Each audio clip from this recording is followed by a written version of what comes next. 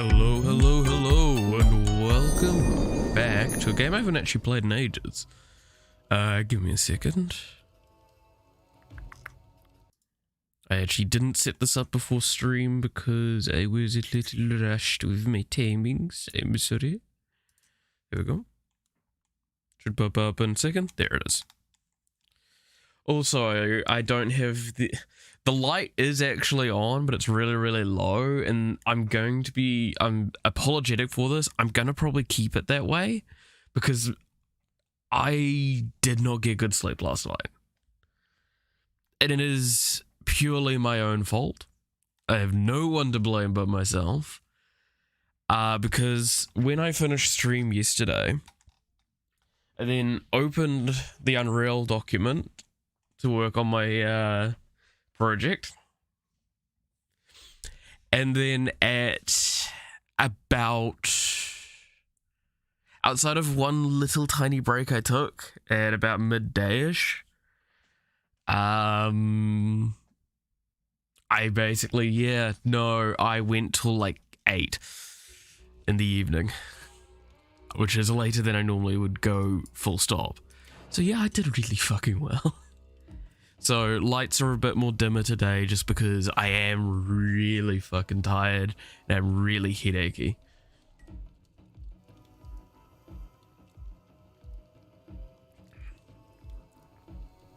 And needless to say, I'm also not done. I have still quite a bit more to do on that assignment that I will get done today, and hopefully today and not tomorrow as well. So, Soulstone Survivors, since I last played, has gotten even more meta progression with the specific characters that now have like tech trees, and they have unique effects when certain conditions are met. For example, the Paladin has a area that spawns every at regular intervals. If you can sit inside that, it will charge up a bar. When you charge up, you gain bonuses. The Barbarian, when you kill enemies, you gain, you increase your bar meter. I haven't actually played with pretty much any of the other ones that have this. Don't go to sleep until 4 AM. Oof. I could not imagine. I was, again, 8 PM is really late for me, especially knowing, like, I was already headachy at that stage, and because I've been staring at a screen all day, it makes it really, really difficult to kind of go to sleep with like hypertension and stuff like that. It's really, really hard to sleep, so I didn't get to sleep till probably, like, 10 or 11, which I cannot stress enough. Like, my sleep schedule is I go to bed at like 6 or 7, or I try to go sleep at that point. Maybe I fall asleep by 8 at worst, but then I also wake up at like 3, 4 in the morning. And if anyone's gonna ask me about that, the simple answer is I used to work a lot of fucking jobs, and I used to not sleep as much as I am now. I regretted those actions, and now I put the effort in. Alright, so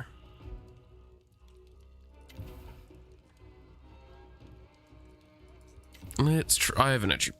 So I played a little bit of this the other day as a break, like 2-3 days ago, just to get an idea of the new systems, just because it looked interesting to me.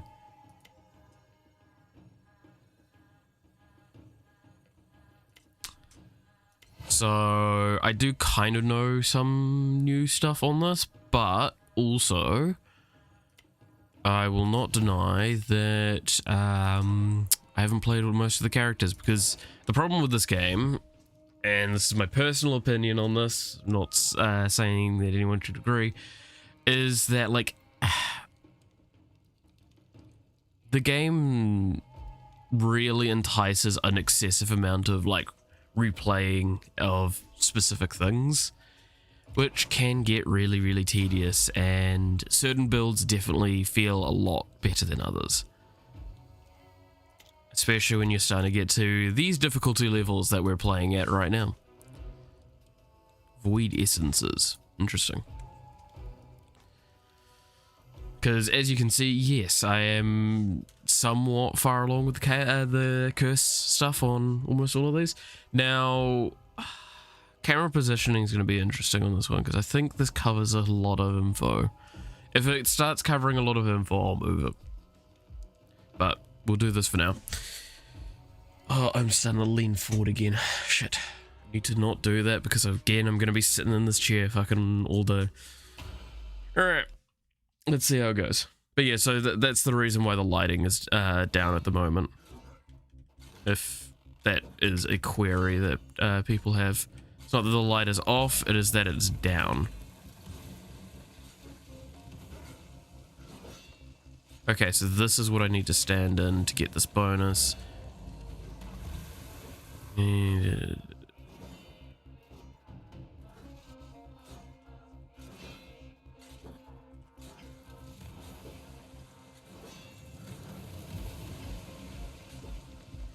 I also do hit the particle effects kind of low opacity. I'm sorry, but it just... This game, things get very extreme very, very quickly.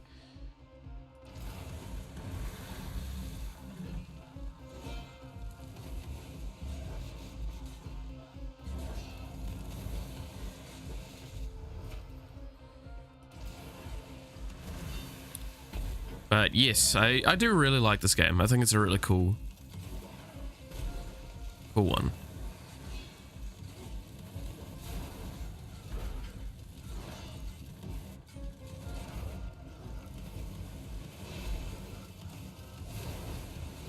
I can probably turn the opacity up a little bit, maybe. Just because at this point in time, they basically don't exist. But I might have to turn them down again later. God, these are fucking terrible so far.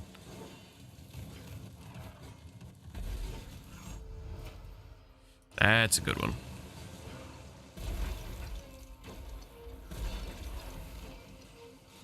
Like, I actually really dislike that aspect of this game in a sense, because, like, the particles are really, really pretty, but, like, if you leave the opacity up, it just, especially on these higher ranks, becomes impossible to see what the fuck's going on. Ooh, Arcane Shield means I can play very, very particularly.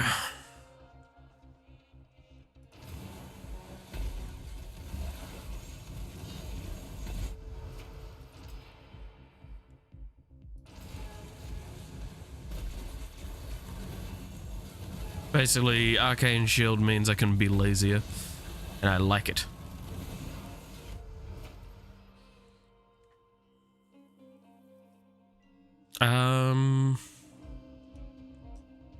But now Arcane Explosion's fine.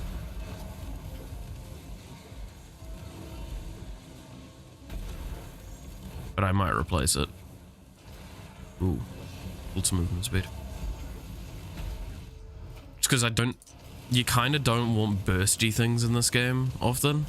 Bursty feels a little weak at moments, but I'm not going to... Bursty doesn't feel like it scales as effectively as some of the others. I want to replace Uppercut, so I'm not going to pick that up. You know what, I'm going to be naughty. That was worth it.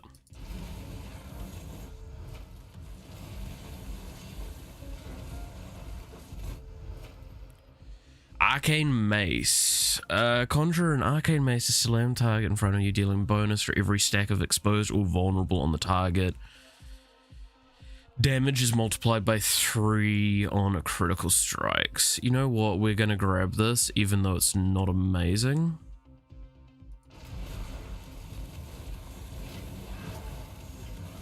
least for now, because it replaces that other one and it's synergizes better with this kit. I might keep it in the long run.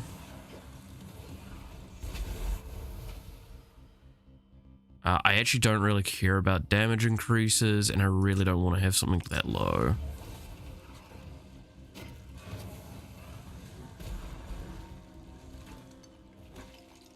So what I'm doing with this build in particular, it seems, is I'm going to be trying to apply a lot of... Ooh. You leave a trail behind. Applying exposed. This is probably better than explosion, but I do not think it's what we get long term.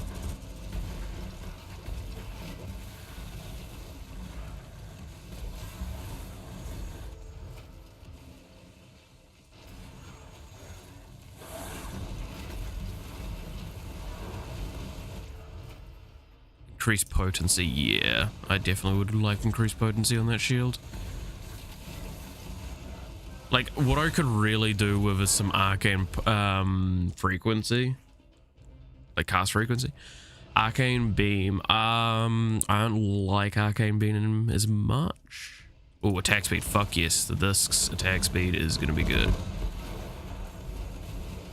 So attack speed is cast frequency, if I needed to explain that. Again, not too fussed about damage increases. And I'm just getting rid of some of the like really low terrible things right now, because I don't need to be really particular on a lot. I will be keeping the slash with me, so getting it upgraded somewhat isn't against the thing, but it's just damage doesn't affect me too positively at this stage. Gonna reroll here. You automatically fire 2 missiles that seek random targets.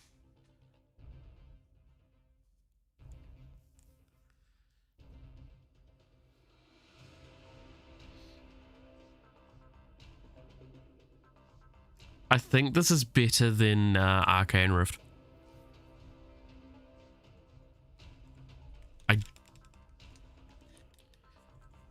Because that also synergizes with these two better because it's missiles.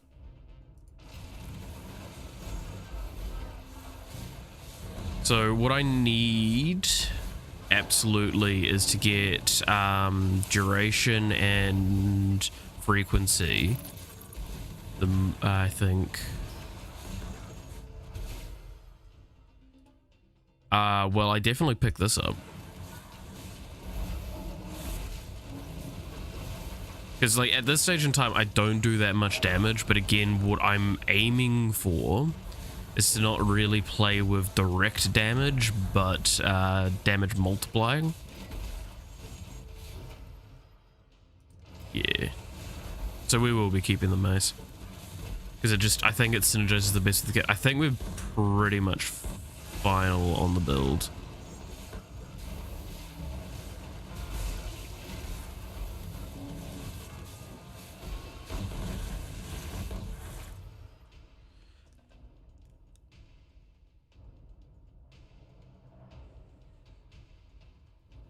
This one's really good though. Ooh. Because this applies vulnerable, which we currently only apply with slash. And it's a very large area.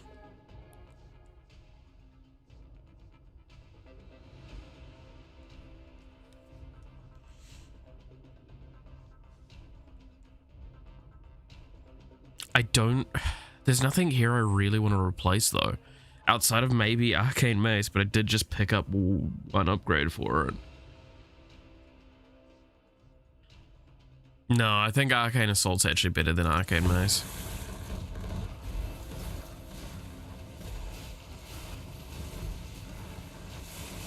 I think applying the effects and not benefiting from the effects is better.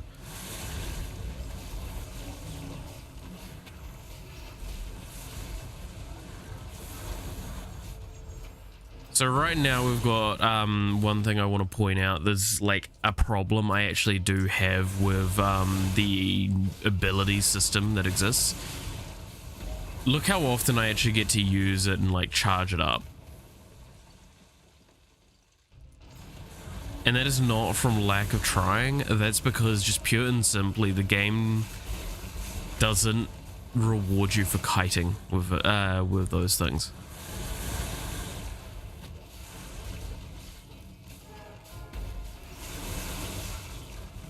Like it's as if the game believes you have the ability to just completely ignore the fact that there's giant groups of enemies.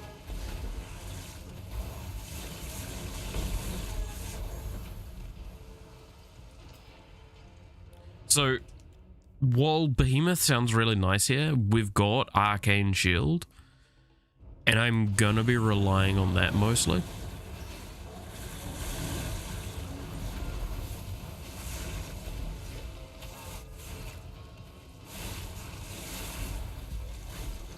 This is not a good position I find myself in. I've got 2 waves of bosses now on me.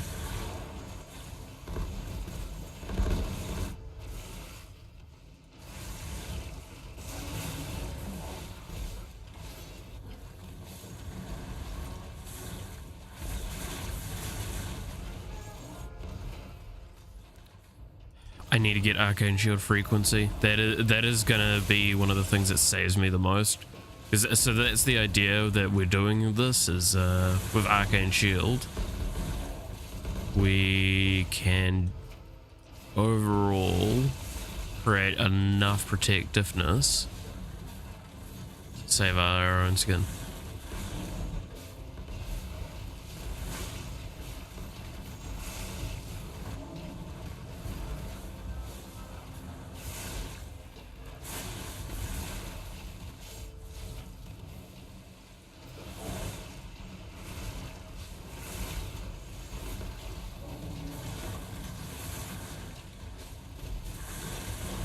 Fucking white tigers in there. So what I need right now, I'll take that damage increase. The most though is multicast, because we want to be applying a lot of status effects. Frequency and multicast are going to get the most potent for us in the long run. Especially if I could get some arcane ones of those, because that would affect all of my abilities. They're all arcane.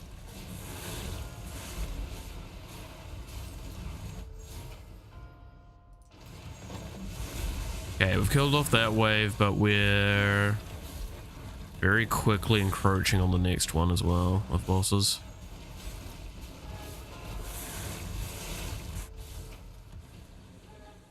And see, like, area effect burst here. This would be nice, but yeah, we still take it because it's an epic of it.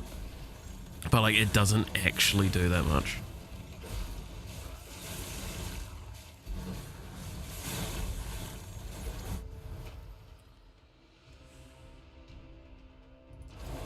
See, again, any arcane upgrades like that are just really, really good because they affect all of our abilities.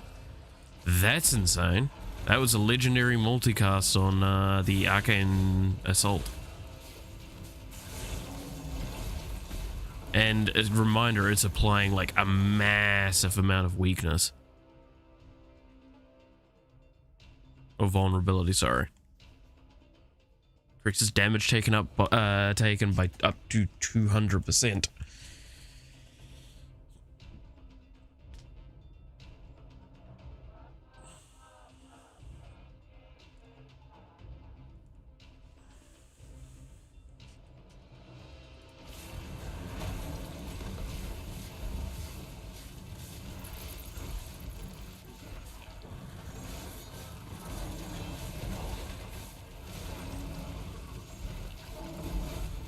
But yeah, so the idea is that we're trying to stack enough damage amp, and that's why, like, again, these are amazing for this.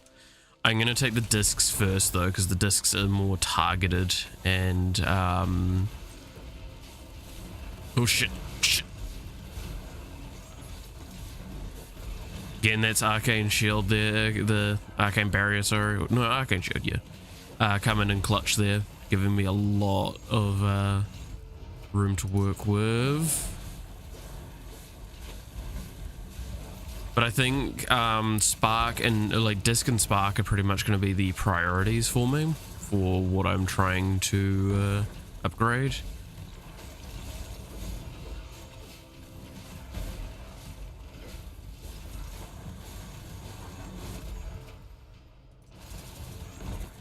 Okay, the next wave of bosses have spawned, but these the previous wave is very softened up. Like, some of them are about to just die. Thermal shock is really nice.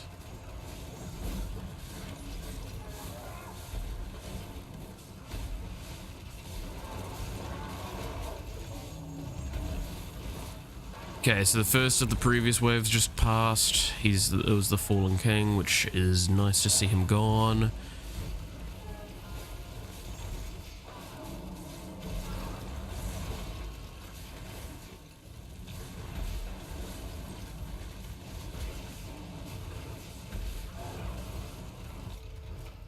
There's a lot of enemies.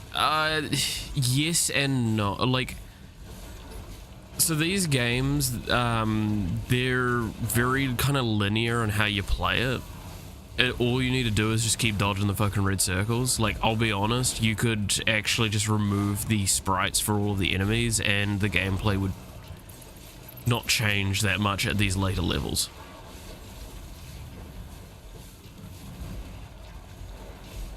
Like, just make it periodic EXP instead, because it's all that it is the, like, lower enemies don't matter.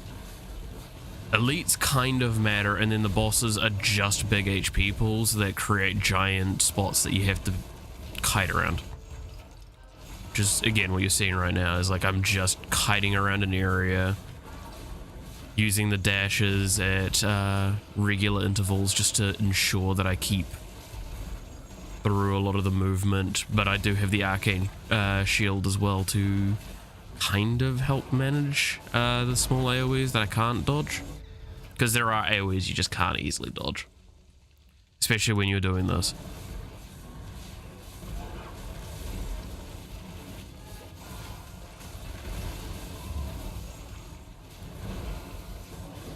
And the knocker effects are so fucking annoying. Alright, so that's all those ones dealt with. Now we just got to finish dealing with this current wave.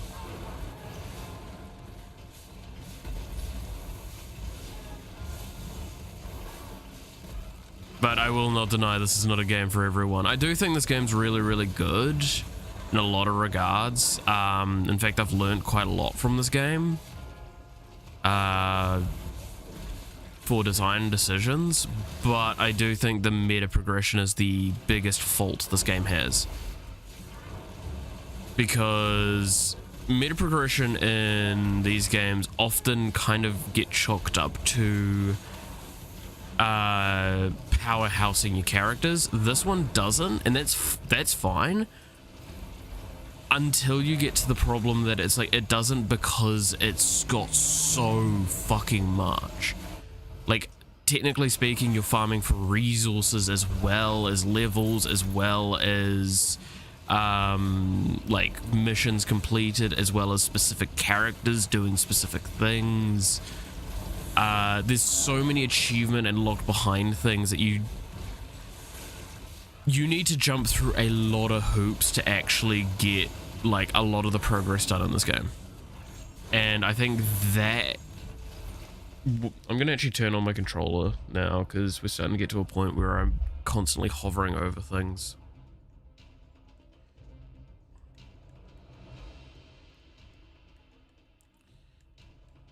Just making sure it's working. There we go.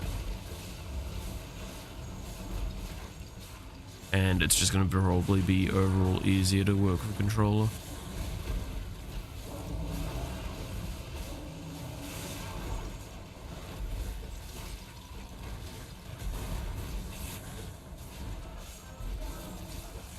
But I will not deny there is a lot of clutter on the screen. Again, this is kind of why I was saying, like, I turn the opacity of the abilities down. This is like them on half opacity right now.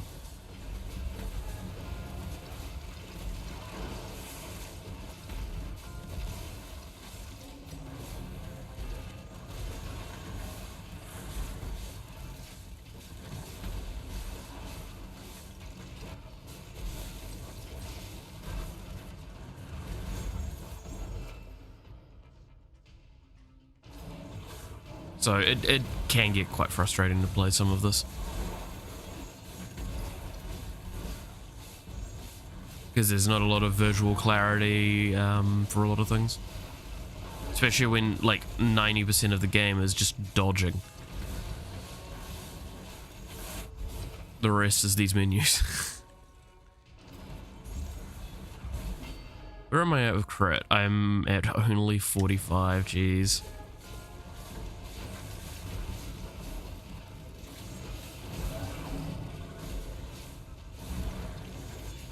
I know, I think these horde games are really nice and enjoyable, just because it's kind of like, in a sense, therapeutic to just carve down waves of enemies. And I've played a lot of these in my time, so I don't actually care about damage as much as I care about applying specs. I'm stuck. I'm gonna take damage. No, run him out. Stop getting stuck on the goddamn trees. This is the other little gripe I have with the map design, is that there is a lot of little tiny lips that are in the map. And sometimes it's not very clear where those lips are, and there's a lot of catching points. I would really like if the developers smoothed off a lot of those. Kind of took like League of Legends approach with terrain and just kind of like make a static spot that's kind of like morphed around, but it could potentially be less interesting to look at. I will not deny that. You know what? I'm gonna be naughty and do well, that worked out.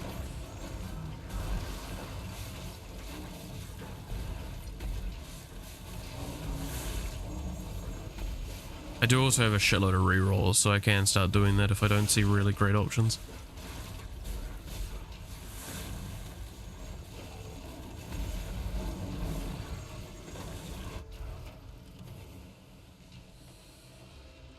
Yeah, I take that.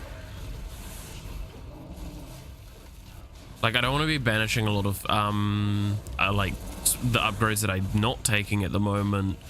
Like the damage ones, because I do intend to potentially take them in the long term. Because there is going to be a specific point where like damage amping what I've already got is more effective than trying to just add more by multicasting.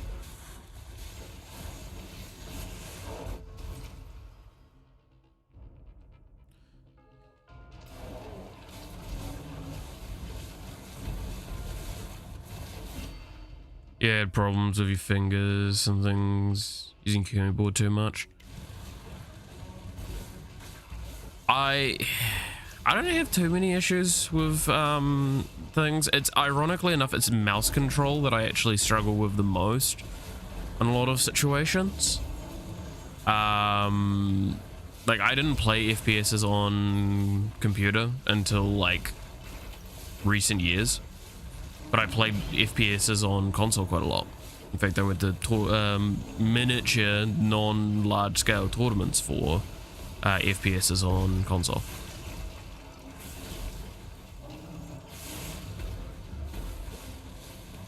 So I definitely have a little bit more reliable movement with controller. But no, I think I'm...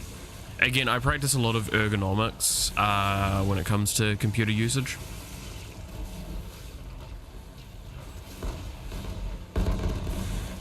So, like yesterday, for example, I spent the entire day sitting at my office And I didn't actually practice some of the ergonomics that I know is really good to do in that situation. But the point was, though, is for the most part, outside of like tailbone kind of being sore because occasionally I'd lean a bit too far forward or lean too far back, I did pretty fucking well for it. I just needed to take way more breaks than I did, and space myself out a little bit better, because Lord knows what I fucking did basically did a lot of damage to me. That's why I was so fucking headachy.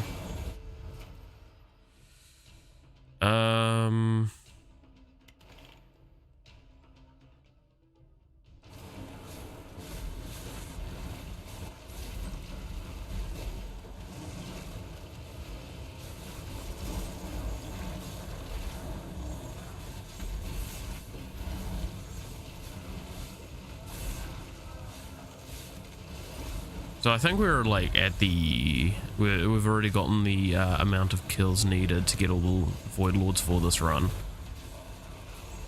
So it's just about killing them at this stage. To be fair, this is the highest difficulty I've ever played on, so.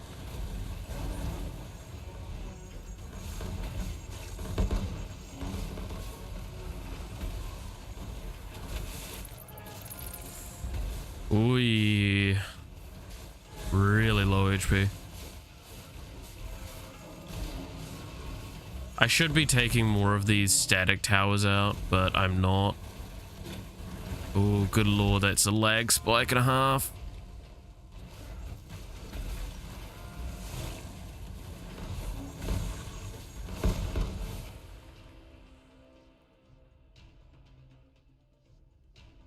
I won the magnetism. That increased potency was tempting, I'm not gonna lie.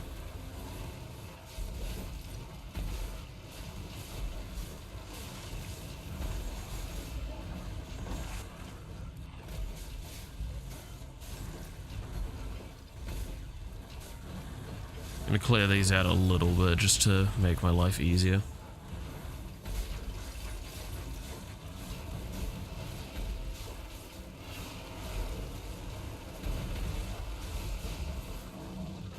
I have to say, my big complaint about enemies, though, in this is that I feel since I've played, the elites have been like really upped in size and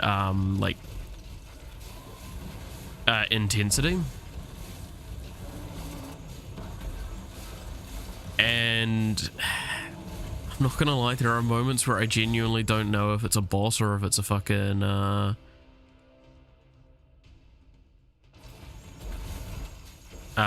elite.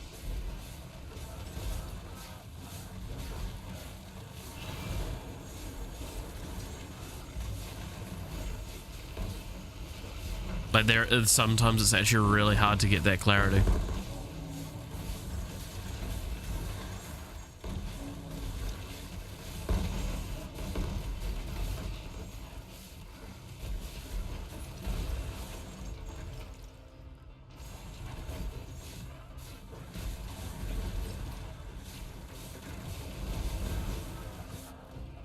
Good lord, I got knocked around there.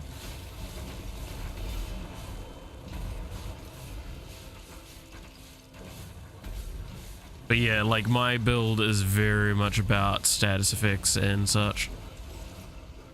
I tend to build this way, I'm gonna be honest, because I don't think like building for a more pure like a purity system is that beneficial.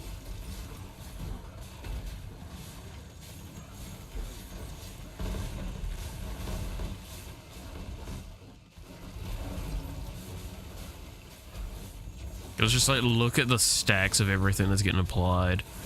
Like, that's actually really, really fucking useful.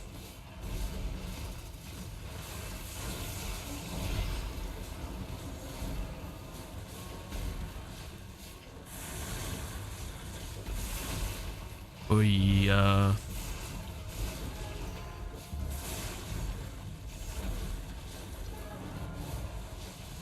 We're at the stage where basically if I fuck up for like an extended period of time, I just die.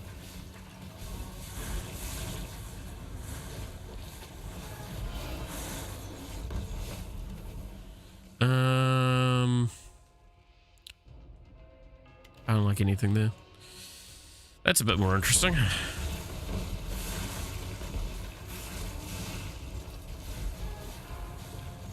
Critical strikes apply bleed. We actually do a fair amount of critical. I think it's 45, right? Yeah.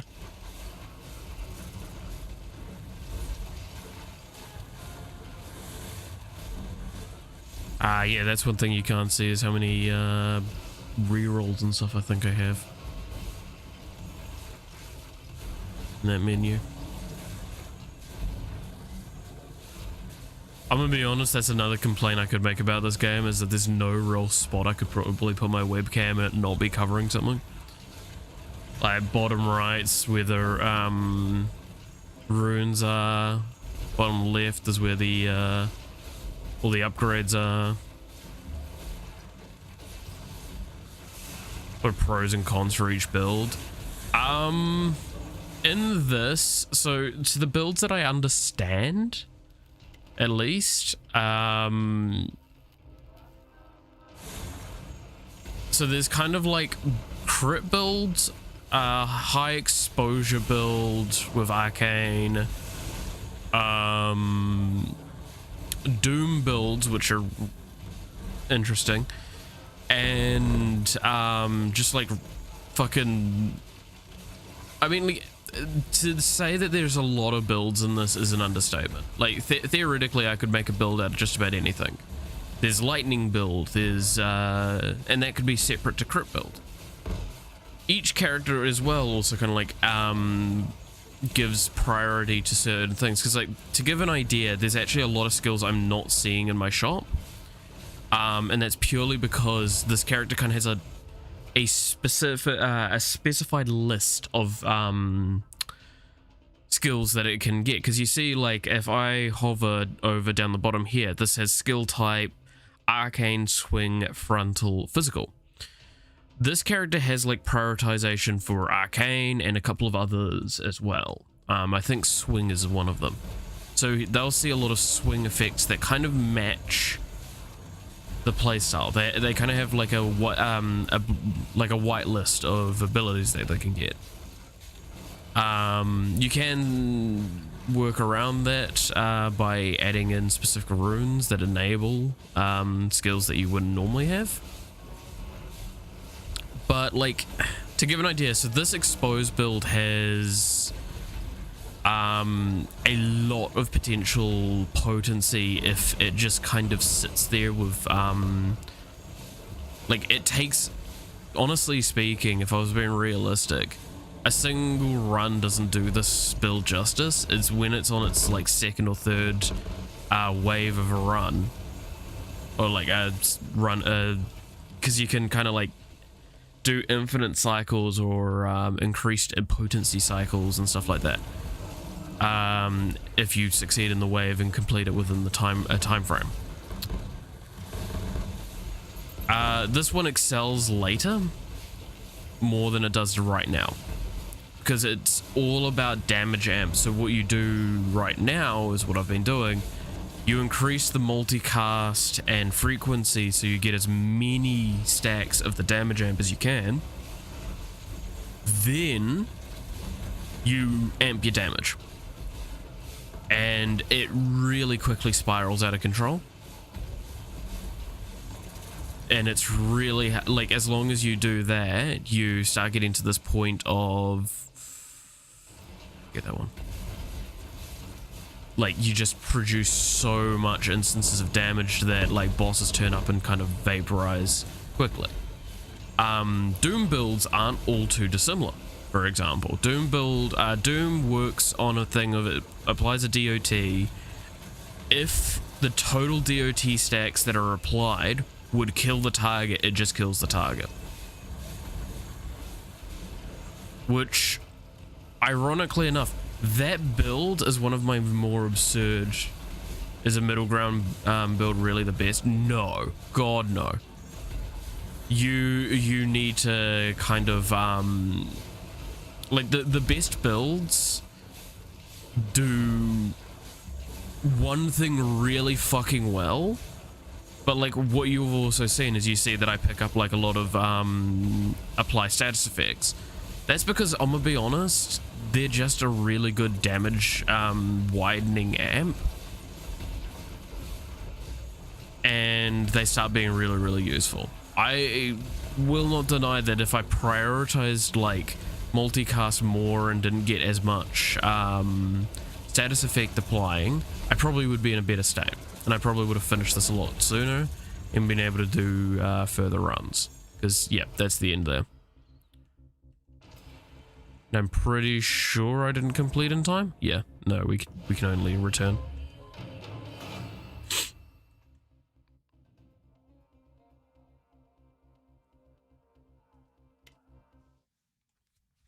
But no, a middling build would not offer enough potency in my eyes.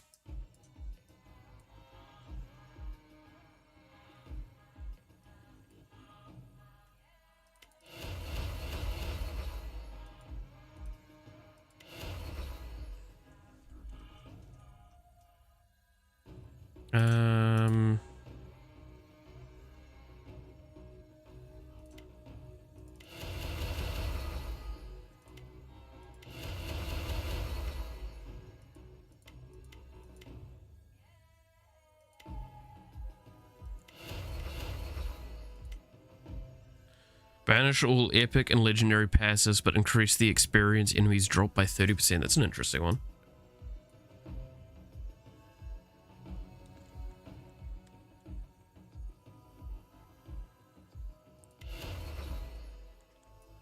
Don't know if I'd actually use that one often, but I could see it being interestingly useful. How many more do I have? I've got a bunch, okay.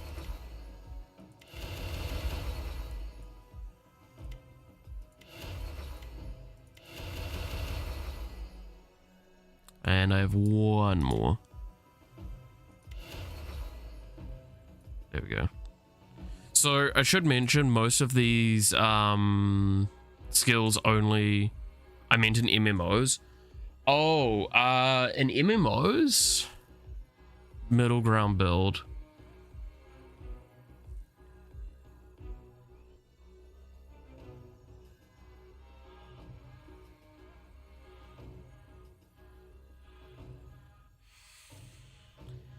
Kind of similar argument in some regards, I'd actually say, is the strengths of a middle ground build is that you are more diverse and capable of a variety of things, but it's kind of the whole wielder of 100 weapons but master of none. Like, when it gets to specific content, you're just gonna struggle.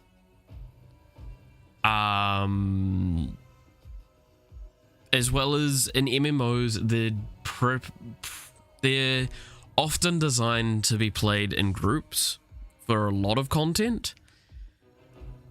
So it's normally just better to kind of lean towards what your specific character is to do. Like Final Fantasy XIV, right, which is the more recent MMO I've played, and I think it's also one of the more commonly played MMOs now.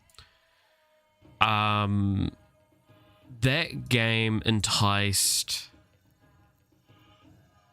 specialization a lot. Sure, you could try and do stuff like putting stats on a character that wouldn't really benefit from it, but it would just detriment you in the long run. If you were playing a tank, you definitely wanted HP because normally you did enough damage as well to just work with it. If you were a damage dealer, then same sort of argument. You're just all about getting your combos done correctly. And if you're a healer, then again, it's kind of just like paying attention to what's going on and applying the right effects when and managing your resources. In WoW, that's probably a bit more of a reasonable argument, is to like, you could put stats in places that they're not supposed to and you could make things work. But all-purpose builds didn't, like, I don't know, in MMOs, my eyes are like normally the best build for any character is to actually lean to what the character does best and not try and find weird skimpy around the side things,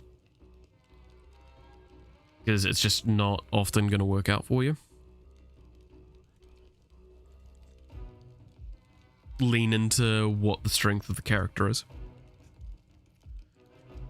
If it's a frontline, lean into frontline. Get enough frontline power and damage to make it work down there. Don't try and find some fancy mobility or some shit, unless that's, again, that's what the character does. If that's what it does, then sure. I don't know, it's difficult, I guess, because a lot of MMOs railroad you nowadays. Into going like, oh, well, this character is a tank, so they do tank things. Skill tree.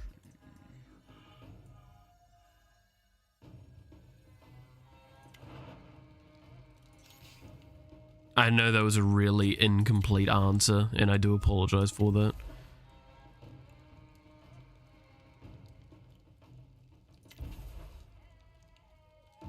But I'm just trying, like, I don't know if I've got a better answer than kind of that. Okay, runes.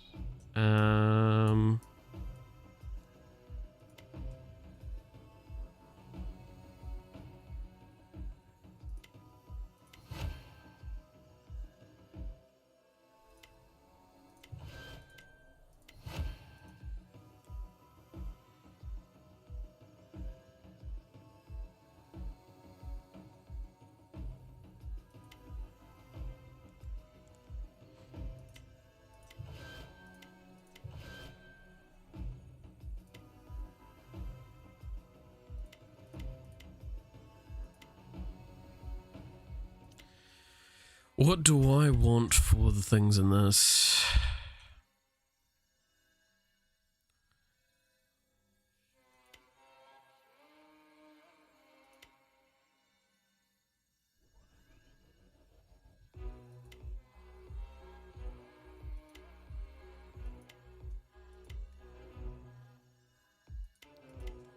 Huh.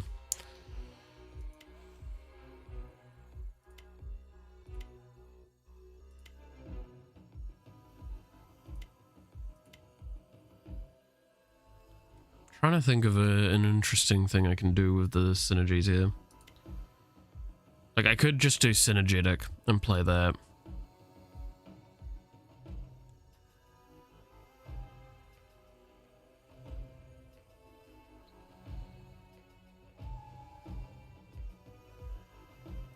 Yeah, I'm just gonna play this build like that. I play every character like this, and I do fucking feel bad for that, but there's only so much I can do.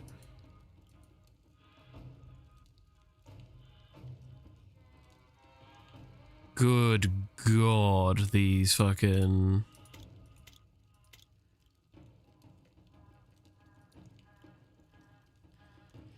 Alright, I do not expect to succeed in this.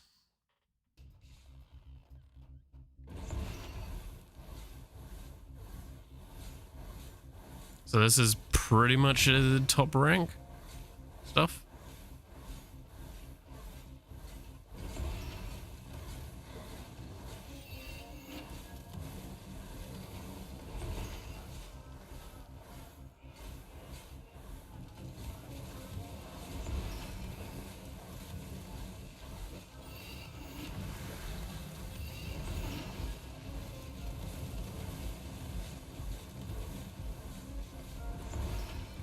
So what is this one's effect? Fall from the sky and can be collected to grant mana. Completely fill your mana bar grants you infuse, which gains the following. Damage multiplier, movement speed, multicast. Okay.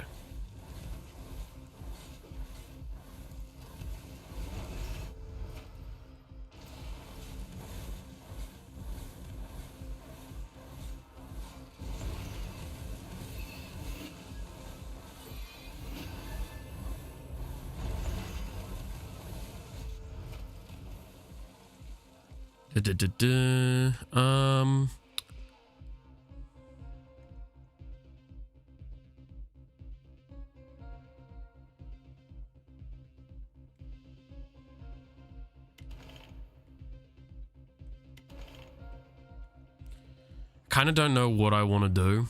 I'm just looking around. Shouldn't have done the rerolls like I did, but eh.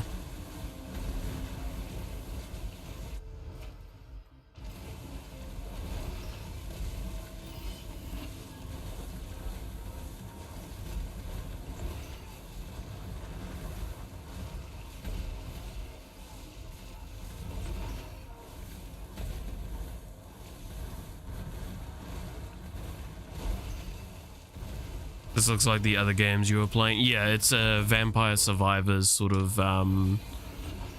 thing. It's the roguelite genre. This is actually a really older one. Like, this one's been around for quite some time.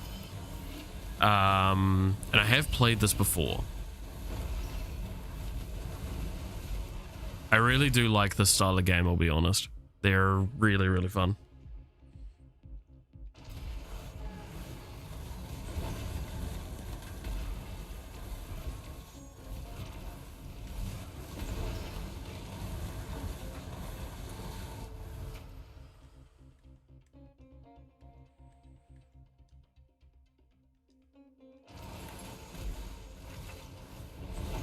Jesus. I'm just getting knocked into fucking tag zones. I need to go steal these towers.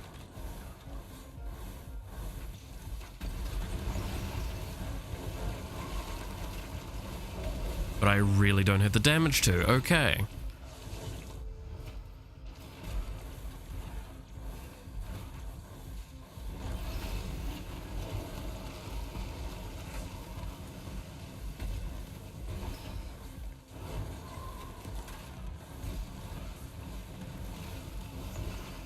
I'm probably gonna fucking lose this run.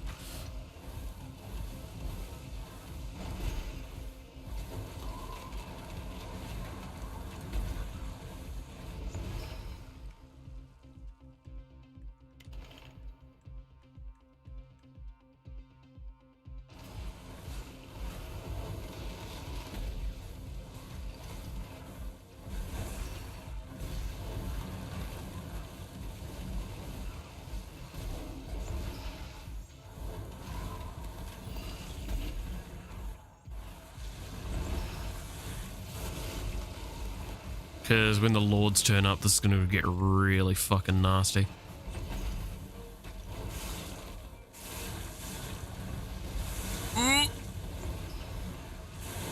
Fuck, fuck, fuck, fuck, fuck.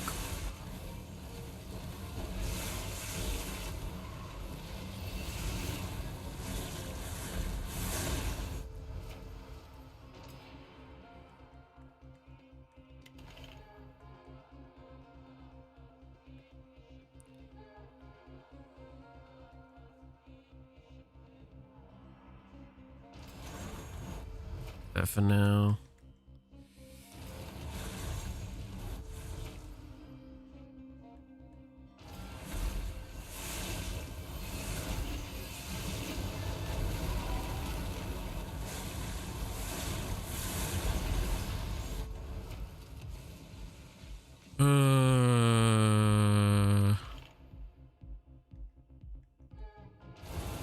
I do not know what I'm doing with this build.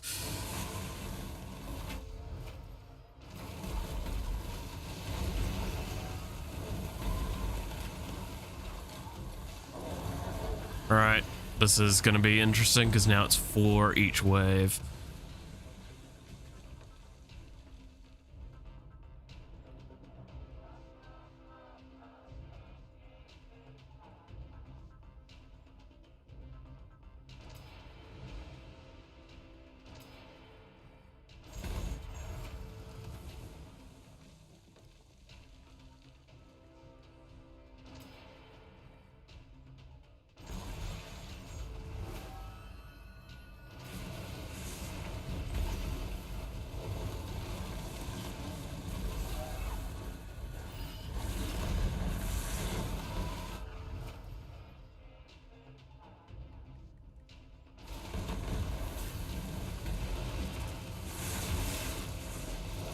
Could really do with some additional dodges, I'm gonna be honest.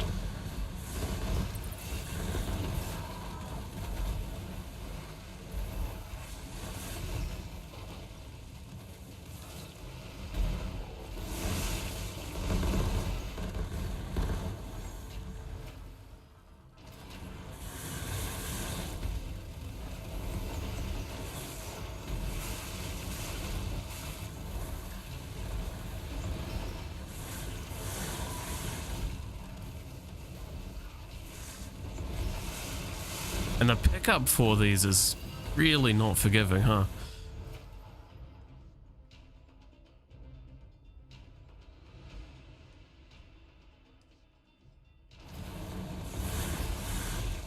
Trying to get rid of some of the trashy things right now.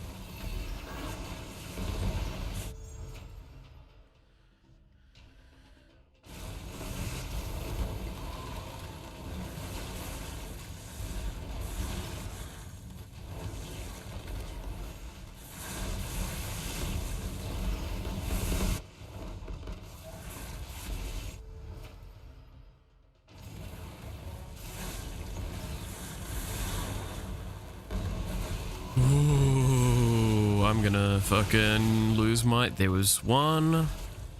Fuck.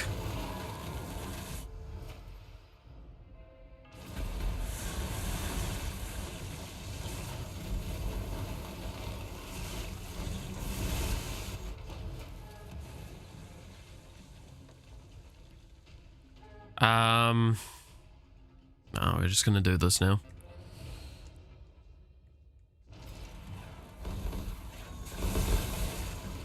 Oh god, this is not good.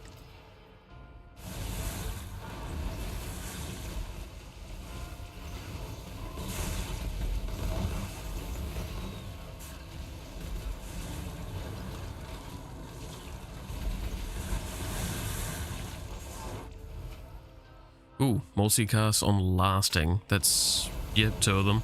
Works. Damage increase magical, sure.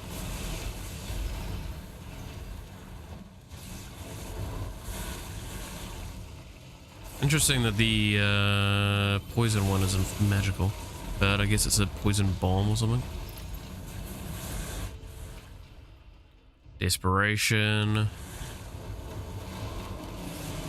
He'll apply a good bit of days, so it's actually going to give more immediate return.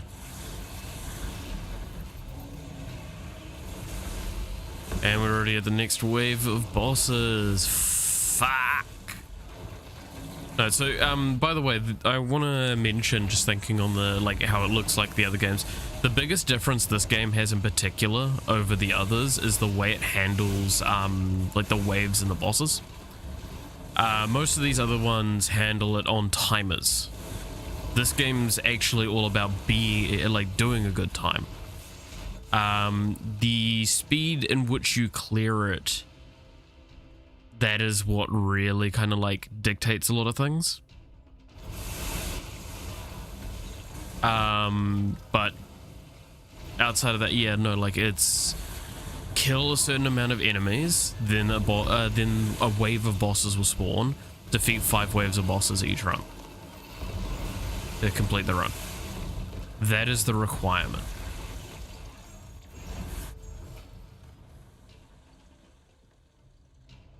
They're a distraction. These pop-ups here, it's just level up in roguelites. It's how it is. I guess I may be used to that. Like, you can actually, in this game, it actually has a system so I can turn that, like, it, where is it, settings, auto level up, this. So I could disable this, go back to resume, and, fucking hell, Jesus. It will...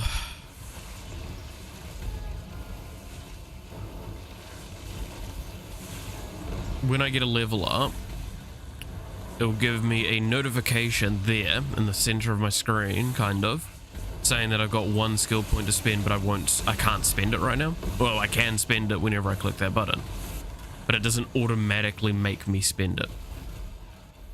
I just have that, so now I have 2 to spend, and that was my last thing. The only reason I use auto level up is because I'm used to this.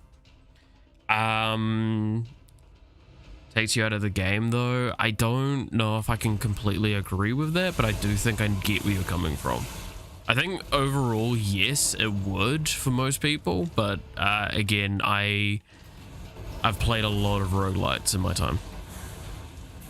And that's one of the key ways a lot of them are done. Or like, especially the, kind of like the Vampire Survivors clones.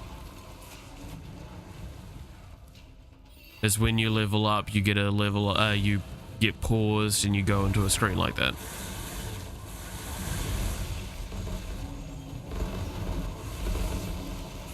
So, I guess in my eyes, it's just kind of second nature-y almost.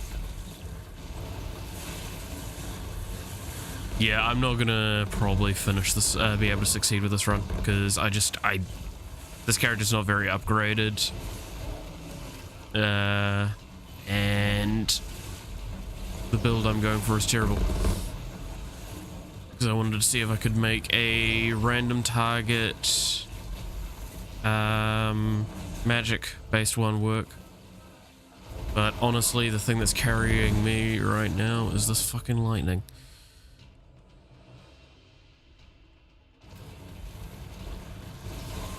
But just like see if I can apply as much as I can possibly in a short amount of time. I'm out of fucking last lives. If I take 8 damage right now, I lose. There it is.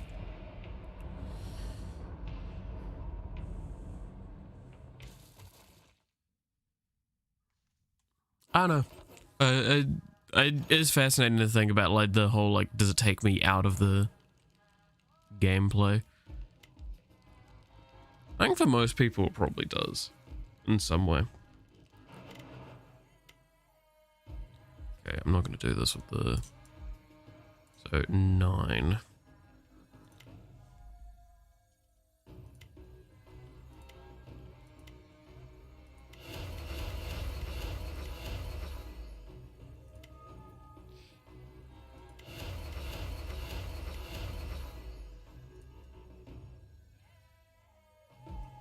Ooh, you offer global experience modifier. That's actually really tempting.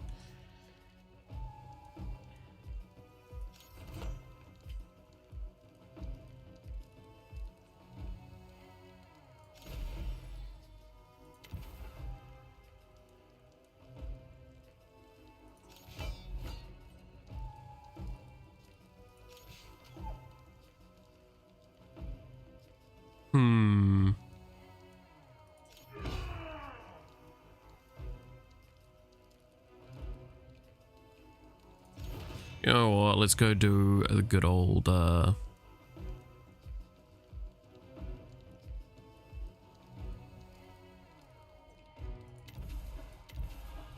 Doom build.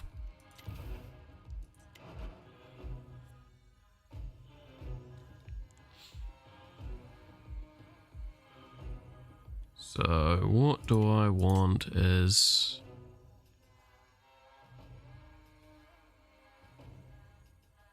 Like, I'm wondering if this is actually worth it. Because the regular, so you can't quite see it because the camera's in the way. But it's banish all epic and legendary passives, but increase the experience enemies drop by 30%. There is no I don't think there's any unique epic and legendary upgrades. And this means that you just get more consistency in what you get, but it's just consistently lower. Like, I do think I take this though, and we'll take this then.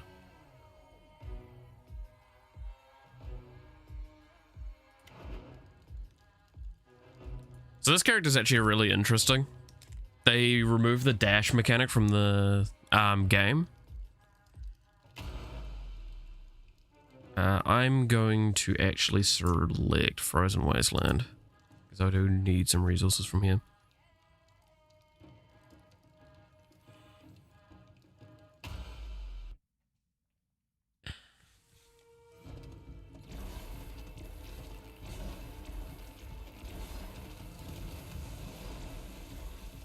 But yeah, they removed dash, but like you have way more movement speed and are really hard to interrupt.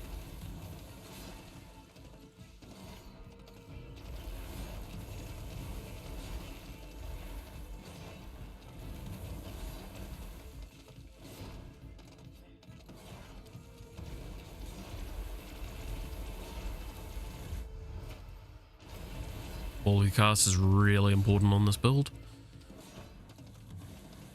So this, I always play a very specific build with this kind of character. I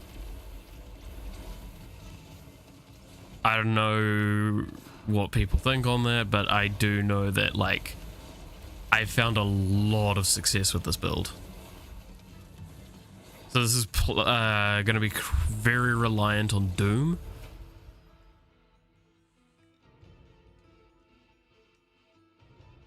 So I'm just gonna banish out a bunch of things and try and reroll into something that the area is one of the best ones for this build. Since I do get more rerolls every 10 levels, doing that seems a little bit more reasonable. Get that for more chances of applying Doom.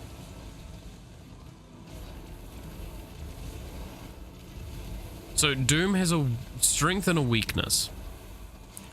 Doom's strength is that it executes under a specific, basically enemies when they get to a specific point of HP, which is when the Doom is stacked up high enough that all of its stacks together could kill it. The problem is that it is flat damage. So Curse is, by the way, just upgraded Doom.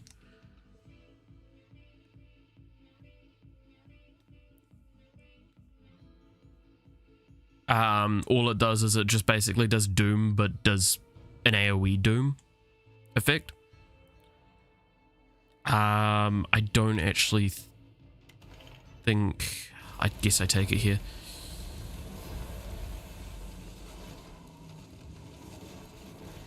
Ironically enough, in a sense, it doesn't actually synergize with Doom as effectively as it could. Oh, that's really good. So the ray is the one that's spinning around me all the time. If I get enough multicast on it, it just more beams.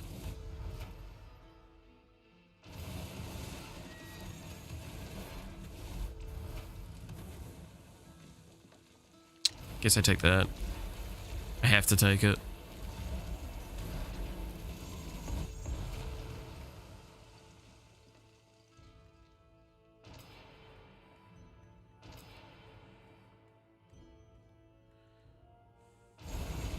Yeah, and I'll take that one.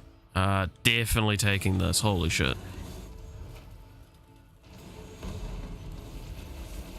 So there we go. You now got way more for it.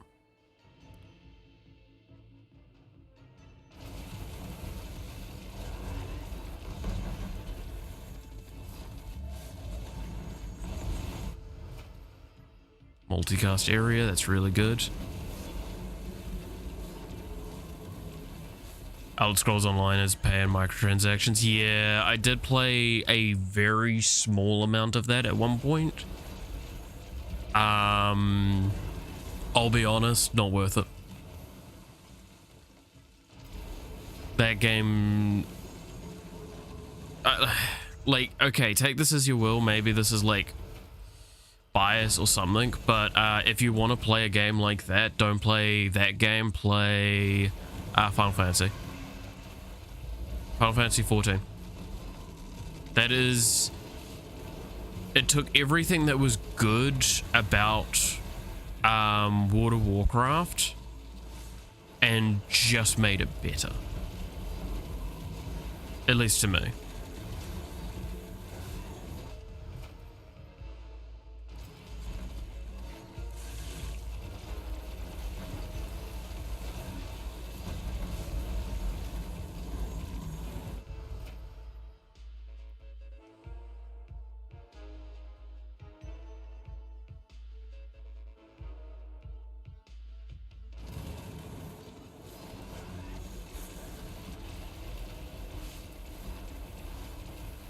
But no, I did try and play Elder Scrolls Online. A friend of mine really enjoyed it, but he also enjoyed was it Black Desert, and he said like both of those games just got really soul sucky by the end of it. It wasn't worth it. Again, Elder Scrolls, I remember playing up to a specific point because I got given, I think, a subscription or something like that for it. And I'll be honest, I played quite a bit and wasn't impressed. Which is what I could say about a lot of the Elder Scrolls games, and I know I'm going to get a lot of hate for that.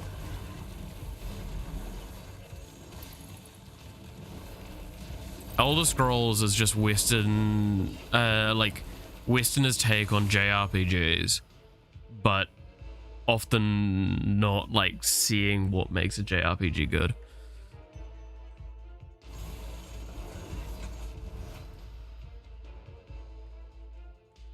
Well, this is a real sucky one to have to roll over.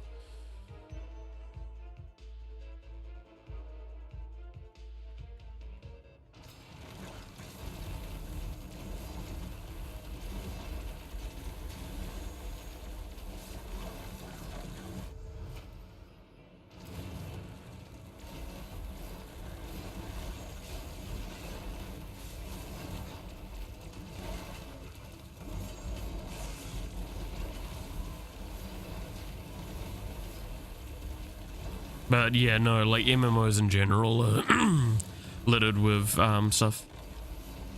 Isn't the government supposed to stop that? So you want the government to make decisions for you?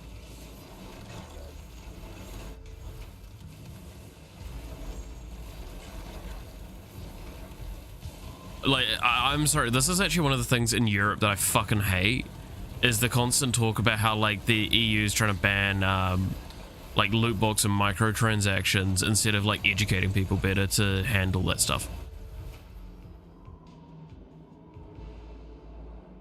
It's not better to ban a problem, it's better to educate against it.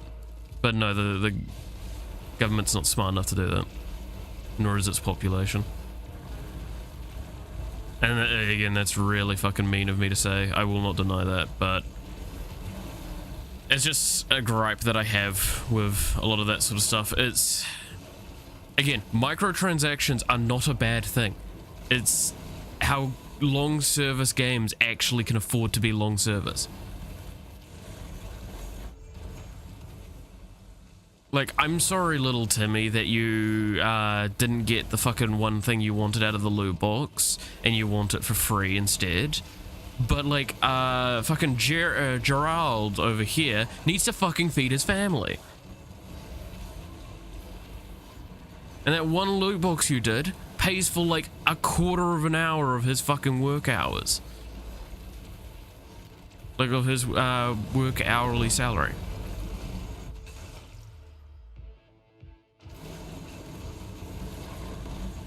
Yeah, I think I'd die here.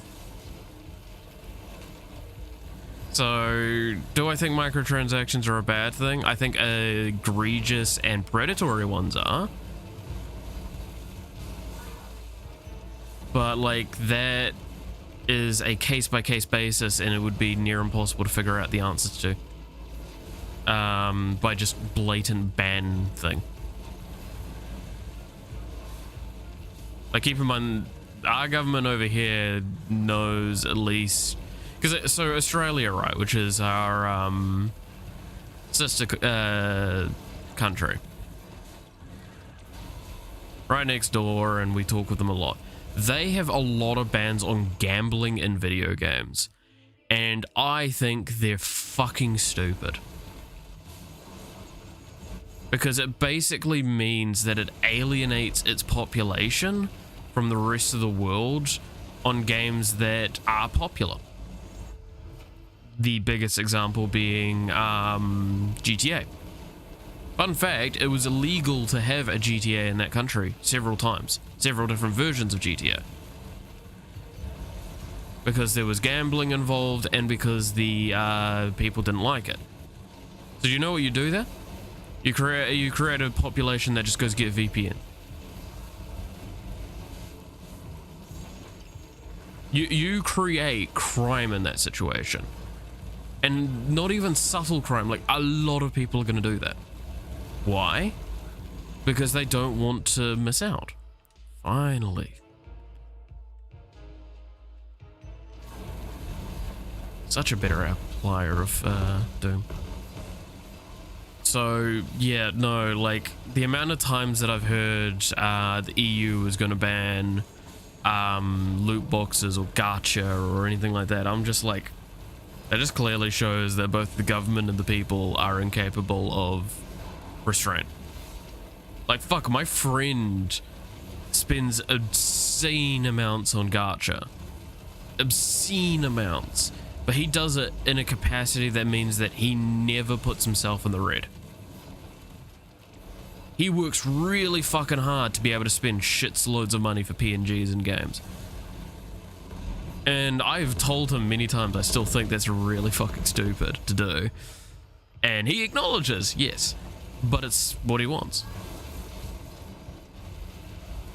And I can't say that that's a bad thing. If you're getting into it and you know what you're doing, all the more to you. Like, same with smoking, for example. We have a huge deal over here in New Zealand where we're trying to phase out smoking by hiking up the taxes on it constantly. And it's like, okay. But, like, what if I acknowledge the weakness, like, the bad things about smoking and still do it anyway? Now I have to pay an obscene premium that actually is just because the majority of the population that do smoke here in New Zealand are lower socioeconomic, and it's because it was cheap. It was an entertainment thing that could exist for cheap back ages, and people grew up with their parents smoking. But it's genuinely the case. Right? Most of the time, habits like that are propagated through the home environment.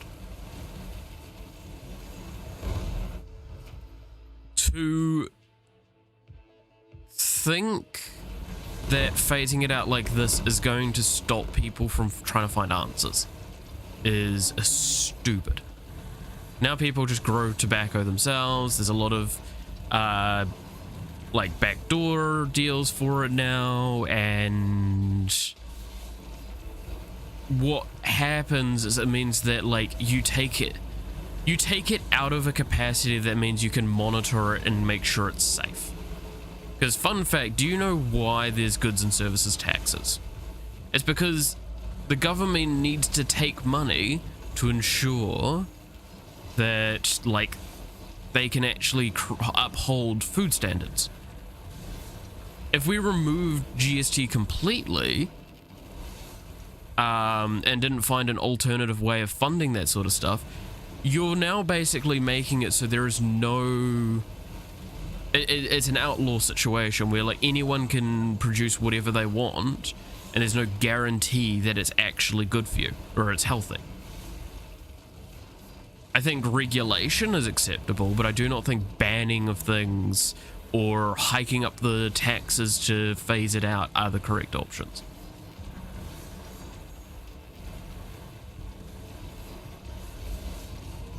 And that's what we find as a problem with, like, the government versus the modern day internet, is like this misunderstanding of trying to find a way to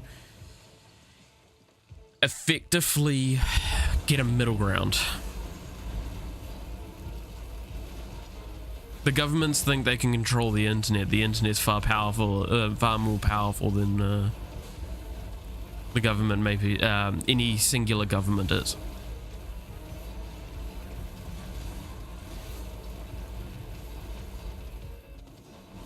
because the internet has access to a whole host of information that we can never fully get through.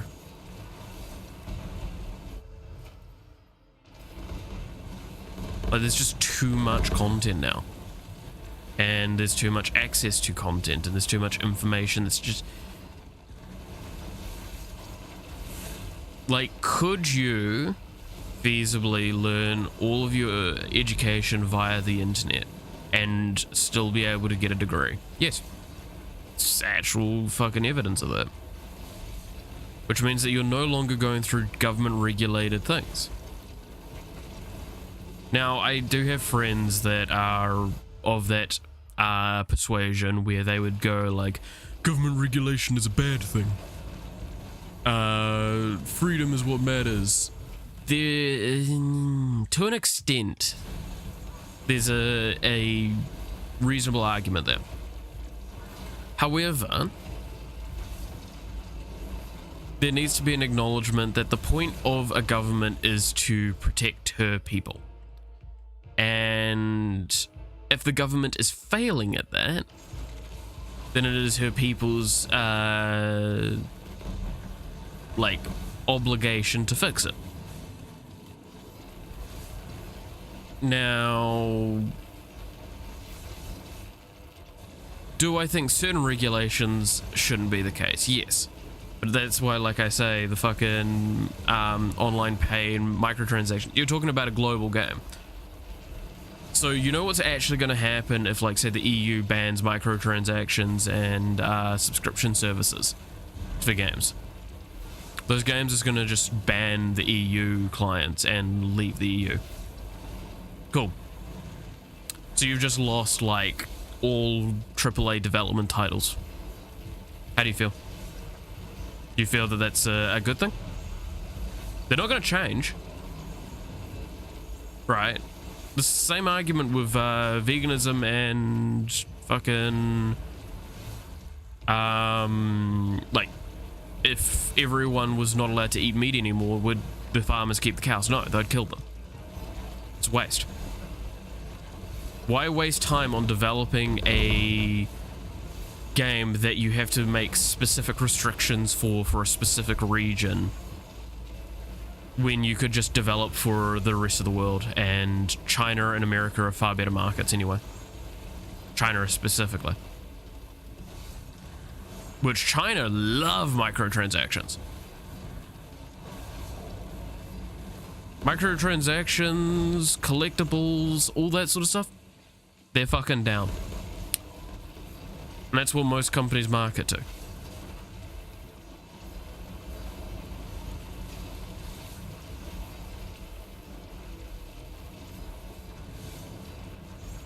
But I'm not trying to be confrontational about this, by the way. I'm just like, genuinely, tell me, what would you think? Because that's what's going to happen. Like, would you want the government to then ban stuff like that? If it basically means that you just no longer have access to those games and you have to play them illegally? And nothing changes then outside of the fact that you have to potentially jeopardize your account as well at the same time. Because some of those games might not like VPNs and may say, no, you're not allowed to.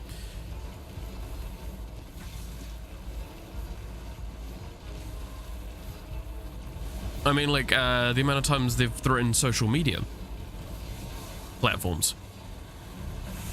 It's like, you need to do these regulations in these social media platforms, and the social media platforms like, no, we don't, we'll just leave. NGOs have a lot of fucking power because nobody tells them what to do. And social media, games, all that, they're NGOs, non-government organization, to anyone that's wondering. So I don't know, pose the question. It's up to you to kind of make your own answers for it. And like, I want to also stress, this is not based on speculation, what I'm talking about right now. Right. Like, you might think, oh, well, this is, like, you can't guarantee what you're saying. I can't 100% guarantee it. There would probably be some game companies that would change their tune and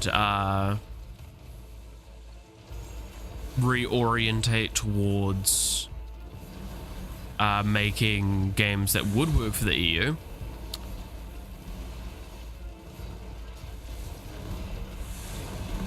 But like I said earlier, though, is okay, so games as a service would just not exist in the EU with that idea. So you're not allowed to pay a subscription for a game, and you're not allowed to have microtransactions in the game. Okay.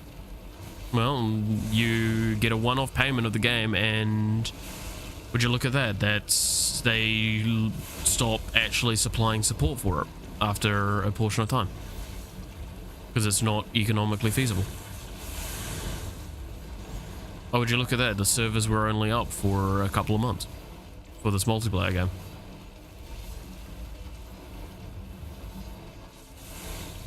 Why is that? It's because everyone bought the game and they've run out of money.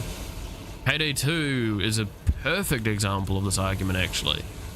They tried to go with a complete free-to-play answer. They didn't want to do paid DLCs anymore. They didn't want to do paid expansions, all that sort of stuff. They did that for a little while, and the company almost failed.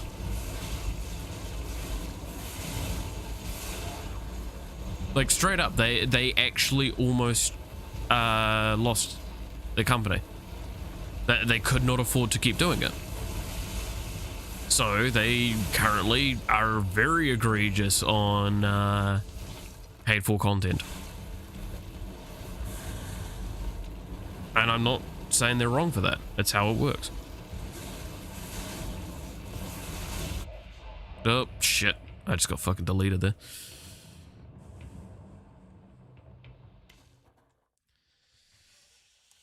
I did not get a good early game for that one. Oh.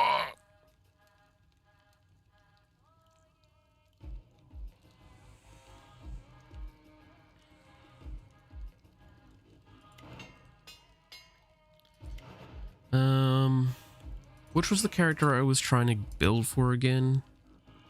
It was this one. I can get it for the Spellblade.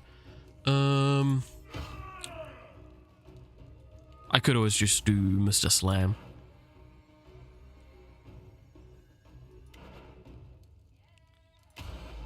A funny guy.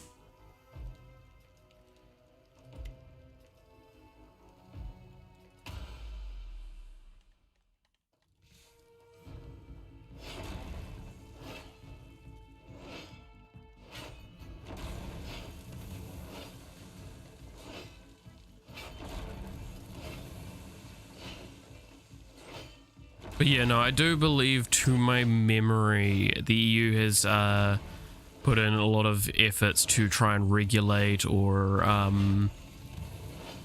ban certain things, like with microtransactions and the like. I stand by my statement. I'm not going to say it's a good or a bad thing. I'm just going to say that they do not understand the repercussions of what they're implying. I think some form of regulation might be a nice idea, but I can't say that I probably handle it very correctly because they're very out of touch with what they're dealing with.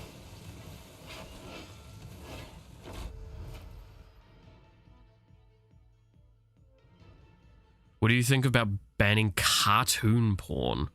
Should it be banned reality versus fantasy? Let me kind of ask what you mean by cartoon porn, because like, do you mean like animated, or do you mean drawn, or do you mean like, do you mean just art, or do you mean like videos, or because like, I'm willing to answer this, and but I do want to have clarification on what I'm trying to answer.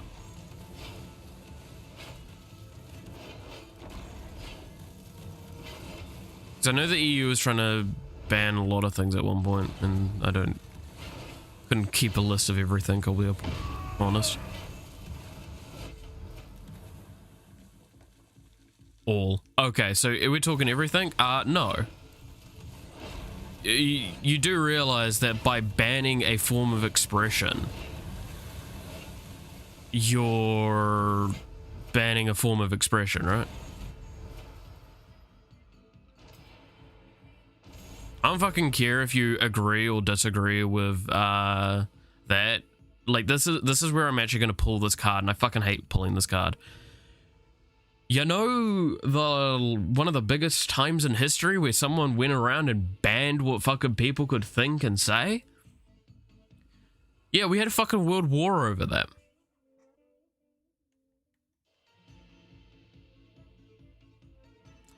Do I think that any form of expression should be banned? No.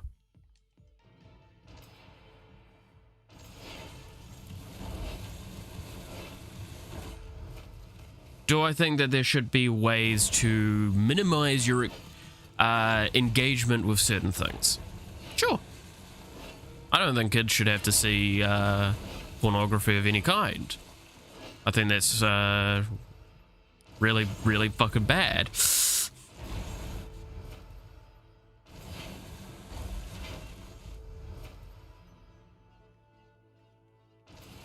But do I think that there's like an easy answer to that? God, no.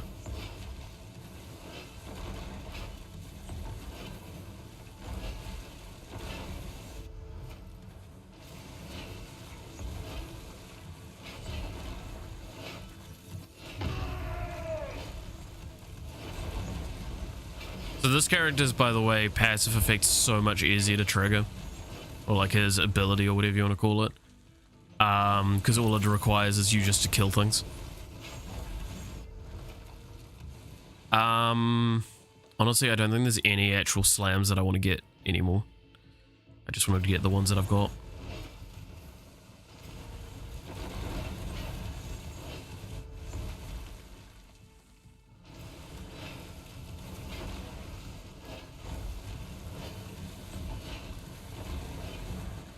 Like, again, it's kind of a weirder question because I guess maybe some people don't like thinking or talking about it because it's like, oh, well, pornography is something that happens behind closed doors.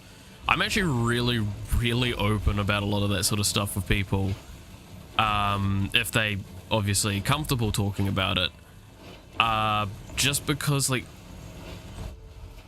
if it happens behind closed doors, it doesn't stop the fact that everyone does this stuff. Right? Like, fun fact, everyone watches porn. In some capacity or another. Yes, that includes your parents. Oh, but my mum and dad are happy married. Yeah.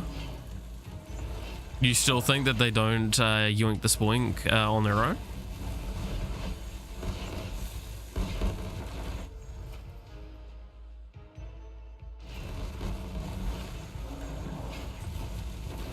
That's just fucking childish to think that, like, as you get older, that stuff doesn't happen. It does. It happens all the fucking time.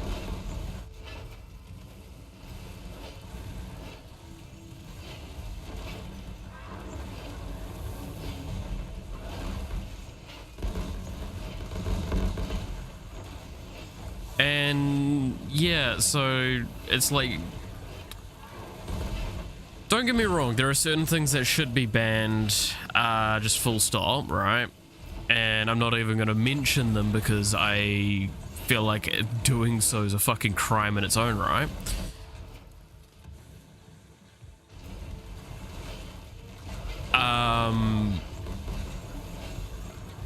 But, like, do I think that a form of it is wrong? No. Do I partake in such form? As Samuel Jackson cleverly put it, do I watch anime? Yes. Hentai too.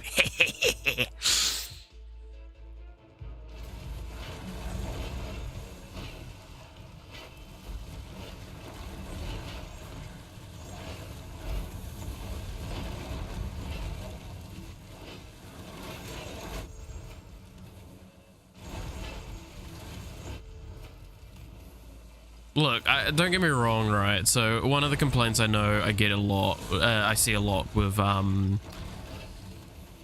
art for like drawn forms of things, like with anime characters in particular, for example.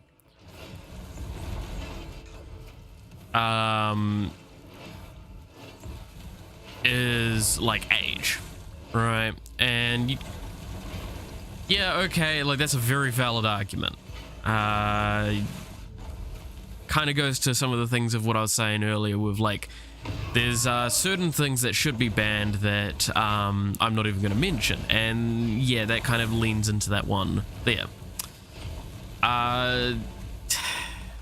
That I think is a really gray area, and I think that's down to kind of the platforms to answer that question, not like a government. Right? So what I mean by that is, do I think the government should regulate what you draw? No. It's fucking stupid. Like, well, I'm not one of those people to go like, the government is taking over. Like, they're already taking over. But like, and I expressed earlier, like, I'm completely for government regulation and all that sort of stuff.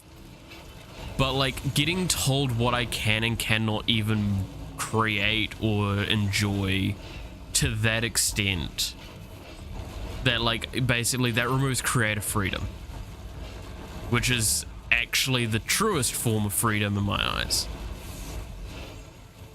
Is being allowed to just be creative in any capacity that you feel that you see fit.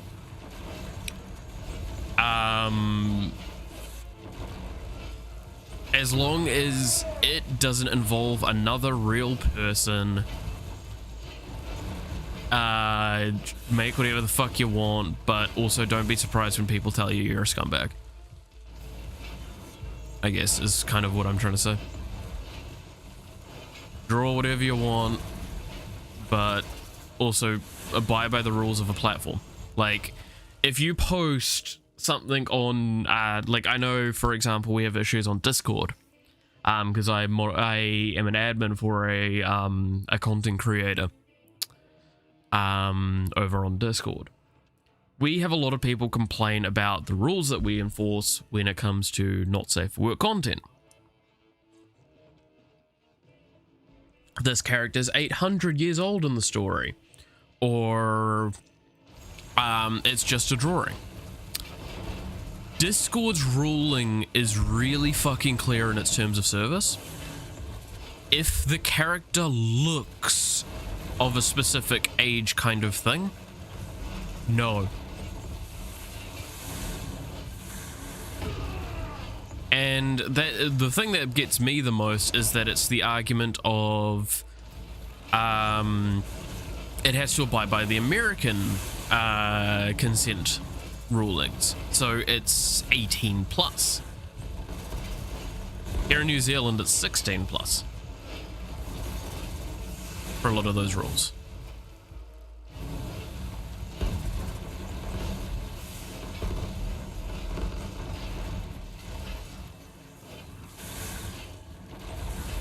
So that gets to me personally, but I fucking get over it because, wow, would you look at that? The internet's a global space and a lot of it's hosted in America.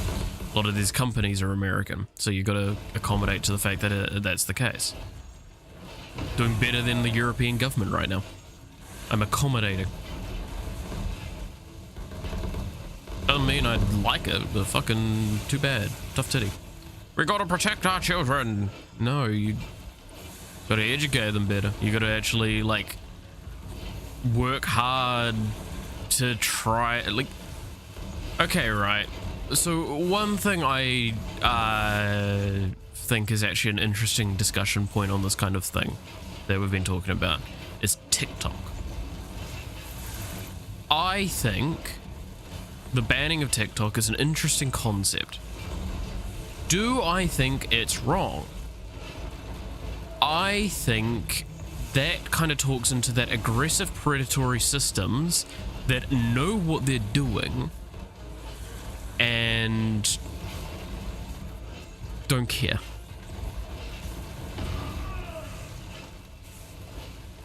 Like, that's what that is, right? That's my complaint on that matter. These systems know what they're abusing. And they know really fucking well how to abuse it. Do I think that's wrong? Per se, from a company standpoint, no. From a morality standpoint, you're basically utilizing the fact that kids who are susceptible to overstimulation, especially in the modern era where the stimulus fucking everywhere in fucking spades. Yeah, no, I do think that's a little scummy. And I believe there should be better regulation around that sort of stuff. That's why, like, I think there's the talk about, like, limited screen time for under a specific age. The under 14-year-olds or something like that. I... mixed feelings about, like, that being the answer. Like, if I'm being perfectly honest, that sort of platform... I mean, like, that's the same complaint I could make about YouTube. And yes, I'm on YouTube at the moment, but YouTube Shorts, right? Like, I will not even deny that sometimes even I just sit there and watch, like, a couple of shorts just to brain dead for a moment and just watch something that I can watch quickly and scroll through. And it's like, cool. Less than a minute, done. No longer have to ever think about this again. But also keep in mind that TikTok has enabled the trend of influencers with quotation marks being even more of absolute pricks than they have been in the... Fuck me, I can't even move right now. Than they had been in the past with you... I'm gonna die here. No? I got out. Holy shit, I can barely fucking move.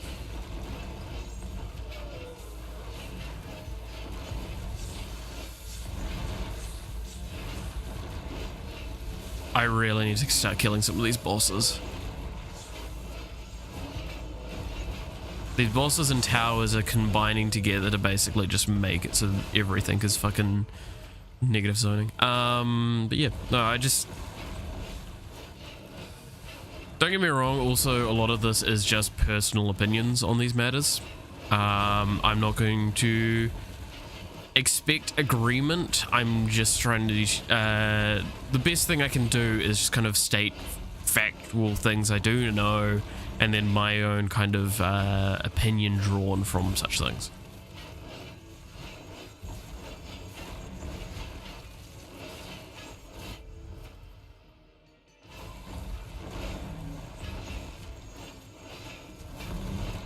God, not getting any fucking extra dashes is actually just torture.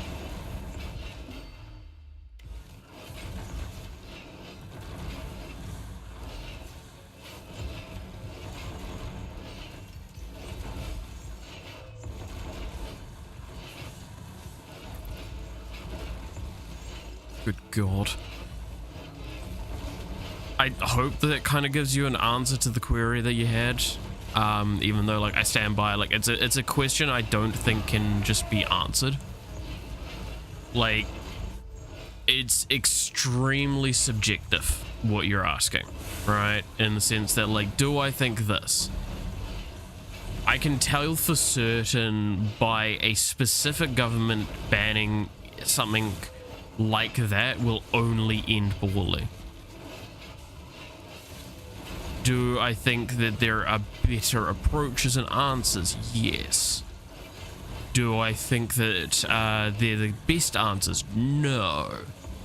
They're just based on experience that I've had and researched. Doesn't mean that they're the end of the world correct answers. And to any researcher that says, yes, my answer is correct, they're only saying that so they get paid.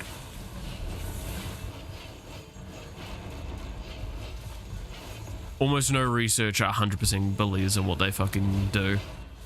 And if they do, they're an extremely arrogant prick that you definitely shouldn't be listening to. Because it means that they're not probably listening to a lot of alternative opinions or ideals. And listening to other people and just prescribing answers, which is one of the worst things you can do, because it means that you're not actually getting a proper result. Look, it's fine to have room for error, as long as they accept that in the back of their mind, and almost all good professors and scholars do. Be worried about the ones that don't, though.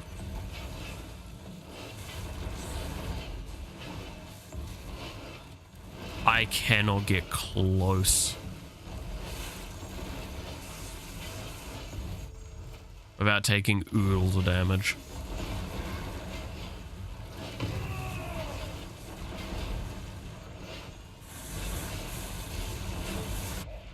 Yeah, there it is.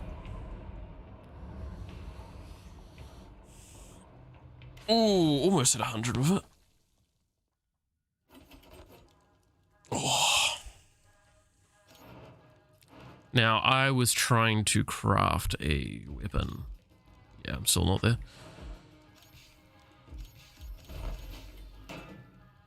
Let's do the funny build.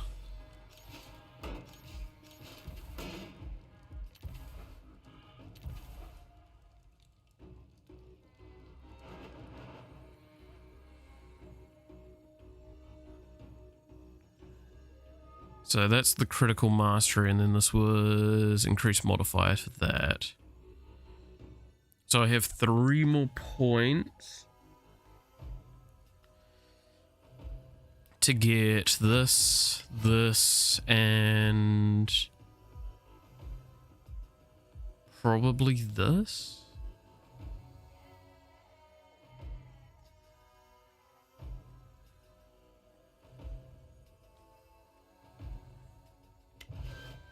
Rotate that out and do this. No. Do that and that.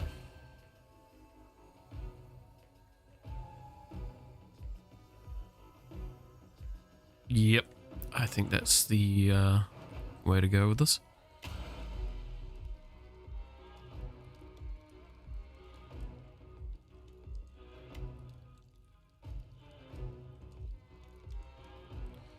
Oh. God damn. Still not doing too well from not sleeping so well last night. I'll be honest.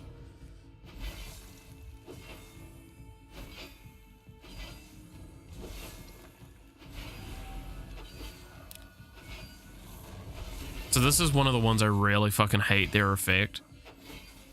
Because, like, so for jumping into these circles, we get increased critical damage, increased crit chance, pushback resistance, damage modifier, armor power, cast frequency, and movement speed modifier, right? All of this is actually pretty fucking good powers. But look at how much this charges it up by.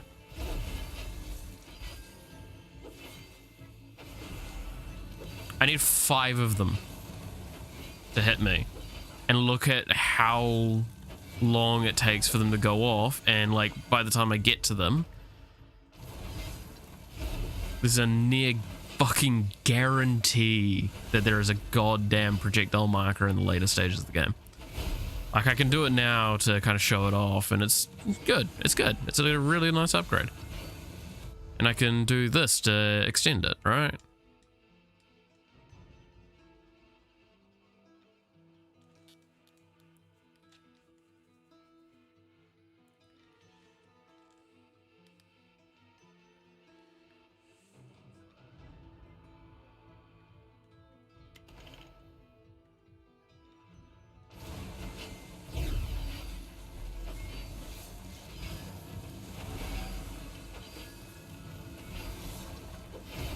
But like in the higher difficulties, that just doesn't happen.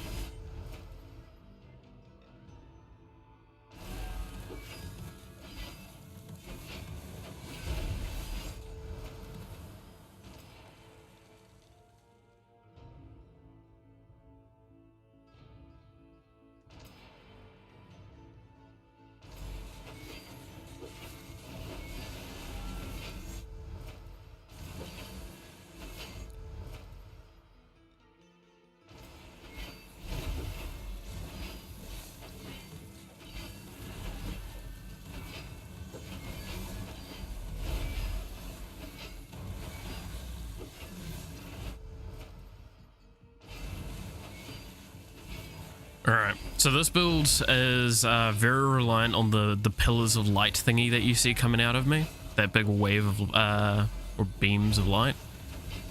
Because it does an obscene amount of damage. And it converts certain things.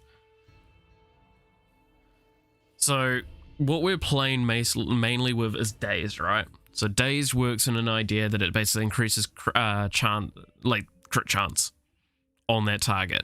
Dazed increases crit chance and crit damage. This thing at later ranks destroys enemies. Like, so much damage. You're already seeing that, like, if I aim it in these directions and like have stacked up a little bit on them, that it just kind of deletes.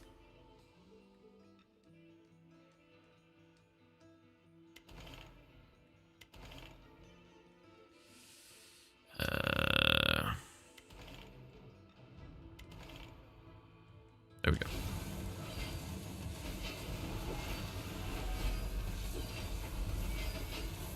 And then everything else I've picked up here has more or less been for utility purposes. Keeping me alive to do the damage. I do not think there's any other abilities I actually want, but I'm going to be hesitant on making that statement fully yet. But yeah, so we're already starting to see, like, I can't get to the goddamn the light pillars or whatever they're called to actually get access to the thing.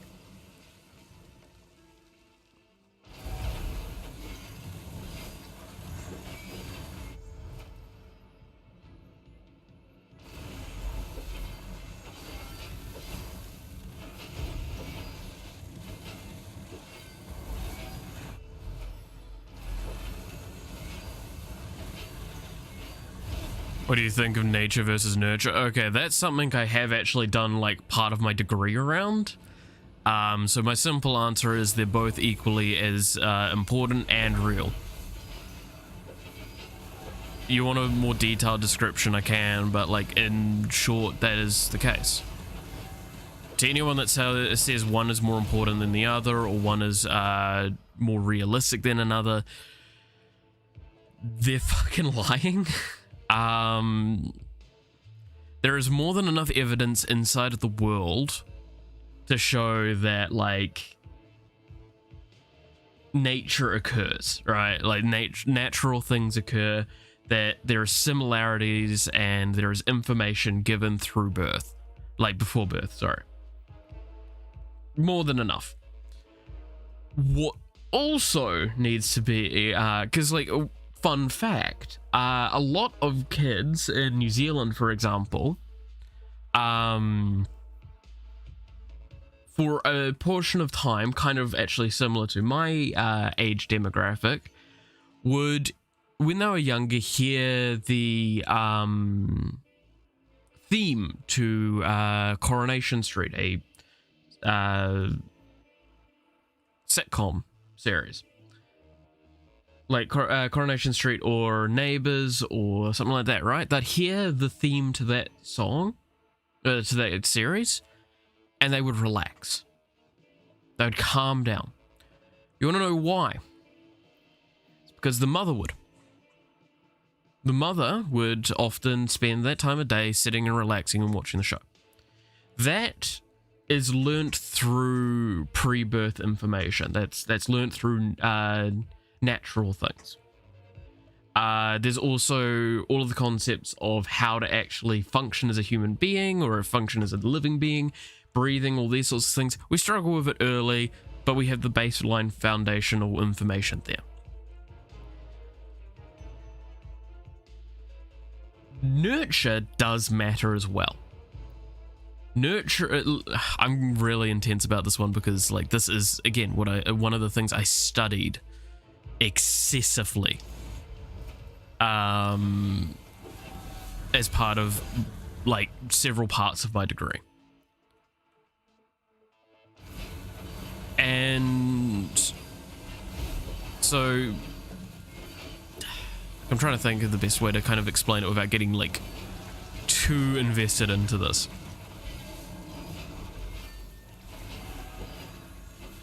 Because again, like I'm talking about something I have written 3,000 words on, and it took me a week because it was easy to do that. And like I'm talking all of the editing, all of the information gathering, everything.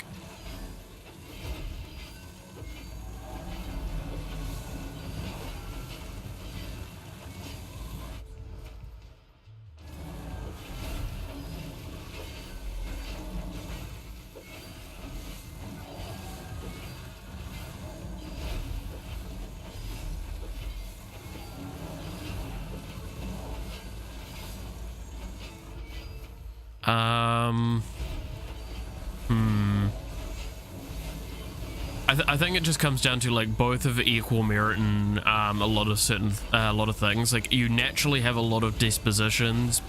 Your nurture will either improve those dispositions or worsen those dispositions. It's the same with like talent, right? Is that you can be inherently got a natural talent, but a natural talent does not guarantee you success. A natural talent needs to be worked upon and improved to actually get to a stage where it's really good. So if you see someone that has like is really, really fucking good at art and they talk about how it's like, oh, well, I found it a lot easier when I was doing it. That's because like they genuinely had the talent, but they've also worked really hard at maintaining and working and improving on it. To think that talented individuals don't put in effort is a fucking joke, right? So that's kind of like your nature versus nurture right there as well. It's in conjunction with each other. It's not in parallel.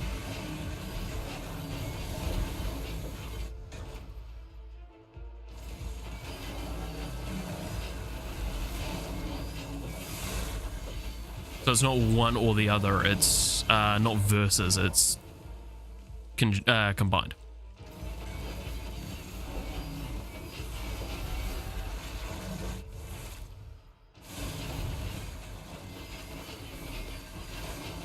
Yes, there are situations that are obviously more fucking first time in all these runs, and I get finally a dash charge.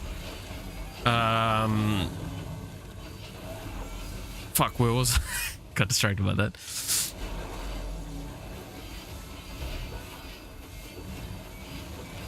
But yeah, no, it's like they're in equal measures, but there are certain circumstances that yes, there's one that definitely outweighs the other, like breathing, right? Is overall breathing isn't a nurture thing. A fucking goddamn hope it's not.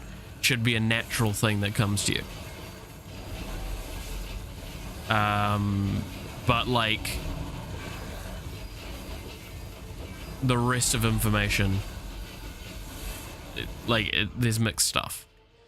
I will not deny that yes, there is dispositions that can easily occur based on like, okay, you're talking to someone that has been compared to their father quite a lot for a lot of reasons.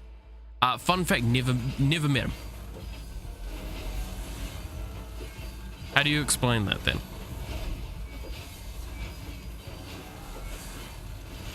It's probably a mixture of nature versus nurture in that situation.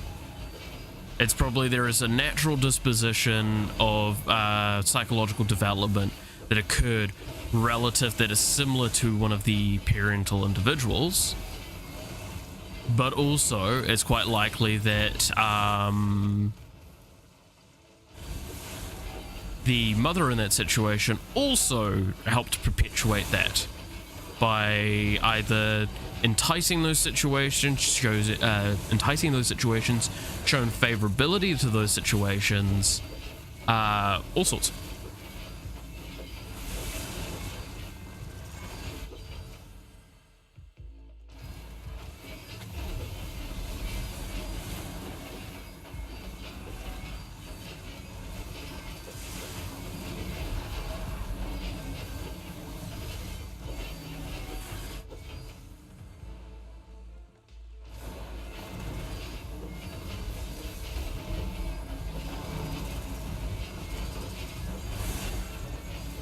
I know that was a real, like, overall, while I said a lot of things, I didn't actually say anything substantial, other than just, like, they're both important, but genuinely, I cannot stress enough, that is genuinely the case, and to think that there is a versus of them is actually the big, problem that I do notice a lot in, scholarly study. There is a lot of scholars that try and say that it's one or the other. It's not like just a perception that may exist from like cultural reasoning and stuff like that. It's like even academics try and perpetuate that idea. And that's one that I do think is, I stand firmly on, is like, they're just wrong with that. Because I have life experience, like experienced evidence of that not being true, of it being not being one or the other.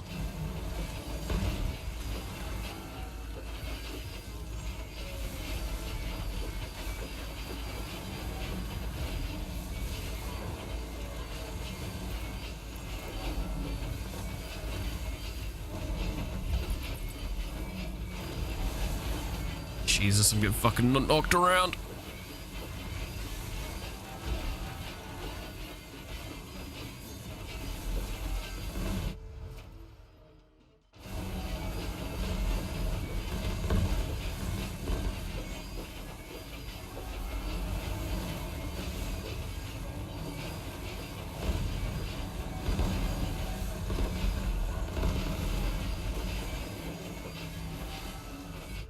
Ooh, I might lose a fucking life there.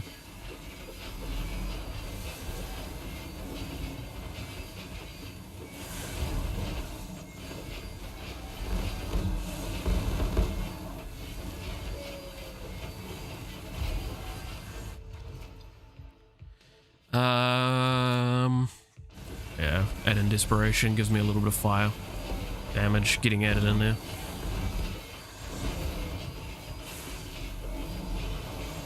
Yeah, there's my first life lost.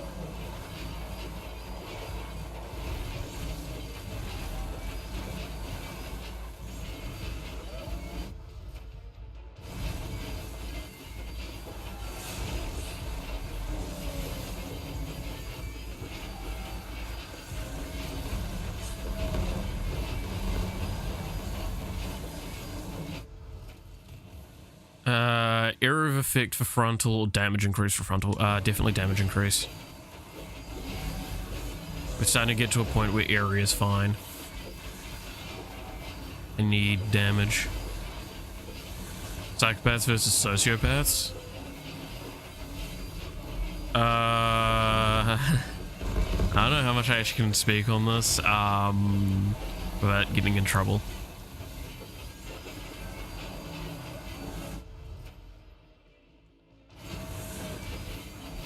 I'm hesitant to speak on this subject because this potentially could cause backlash for me, but I will speak at least the things I know I'm allowed to speak.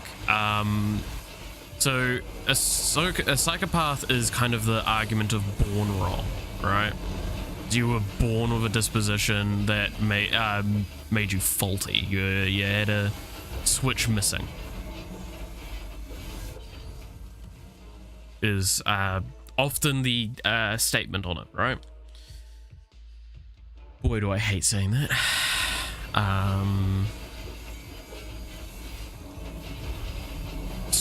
A sociopath is something that's learned, basically, and it's a similar sort of thing, but it's very different. Sociopath is, as I have heard professionals say, recoverable. You can recover from being a sociopath. What a lot of it means is that you just are born with kind of a different angle than everyone else. When it comes to psychopaths, sorry.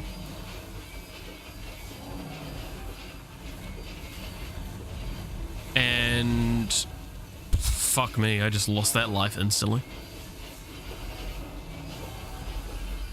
So it's wrong to say that they're born missing something. It's kind of, again, the similar arguments you hear with a lot of neurodivergent is the term, I believe, individuals, is that they've just added a different perspective and angle to things. Normally the two are a lot more analytical, more deep-seated in logic than in emotion. And this is actually why a vast majority of CEOs are one of the two. Like, high-end business people typically are psychopaths or sociopaths in some regard. And it's kind of essential, if you think on it. Like, they work well with money, they work well with absolute things, but this also doesn't mean that at the end of the day their capacity for comprehending human resources is nothing more than the resource part of that.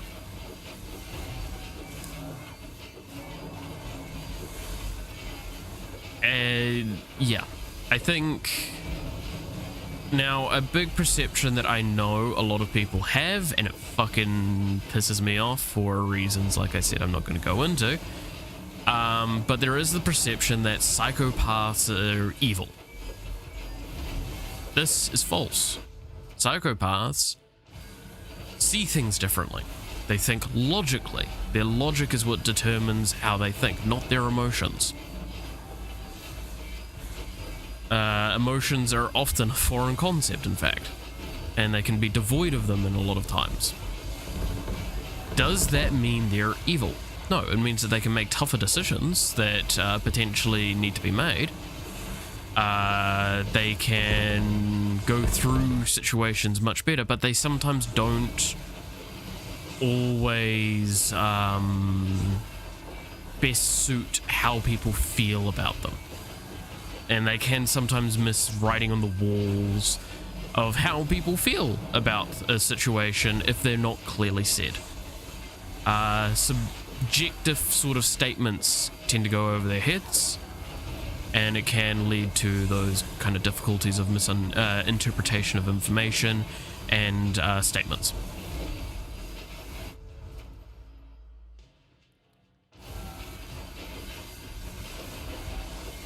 So overall, yeah, no, it's just kind of, I get very sick of the branding that psychopaths and sociopaths have to be evil or they're always evil. We see that a lot in media, and it's actually a really damaging kind of like stereotyping.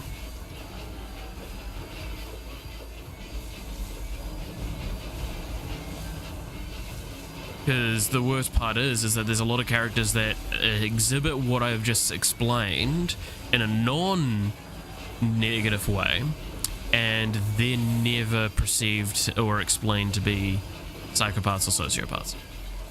They're always just really smart or really capable mathematicians or nerds or shit like that in stories. Ouch.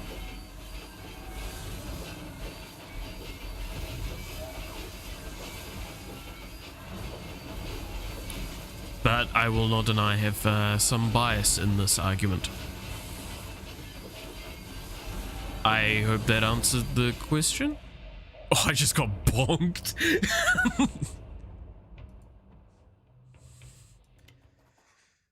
I saw the fucking hammer coming down and it just taps me in the fucking head.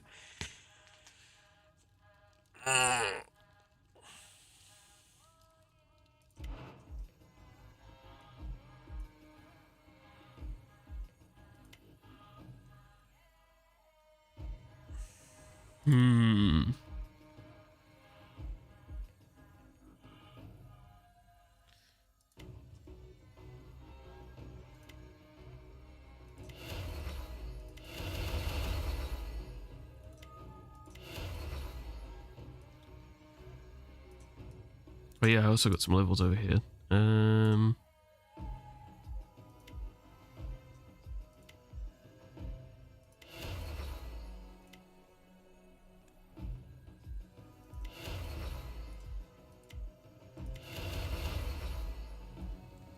There we go.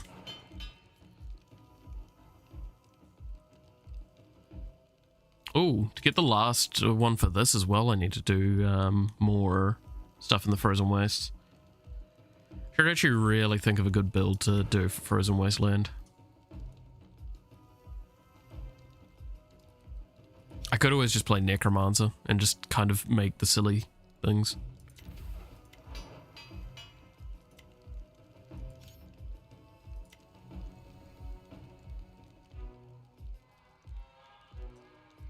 Have I played I've never played a Fallout game full stop.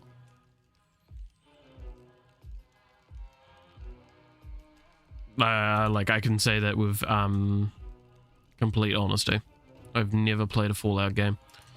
It's not that I've not wanted to, it's that I've just never found the situation to.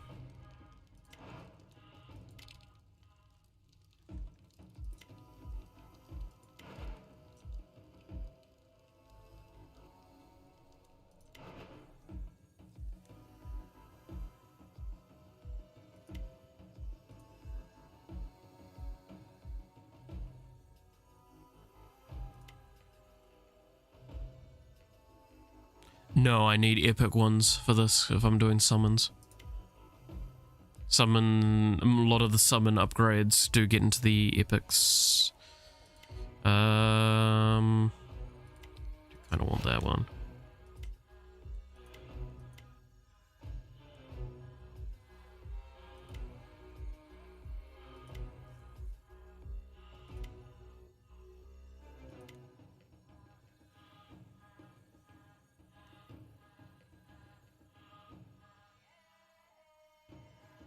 I'd love to get like one of these for summons. That would be really nice. Like increase odds for getting a summon skill.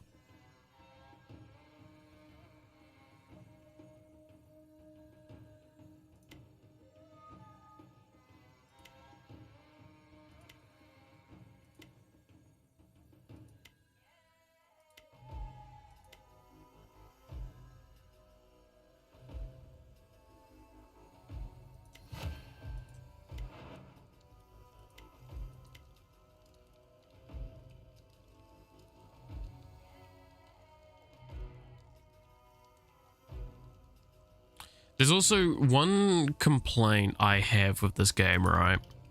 Is that there is nowhere to see the list of all abilities.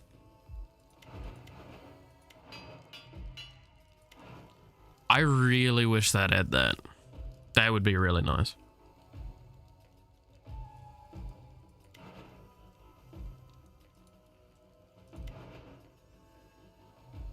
No, I'm gonna remove that. That's just gonna thicken out that. That's not great.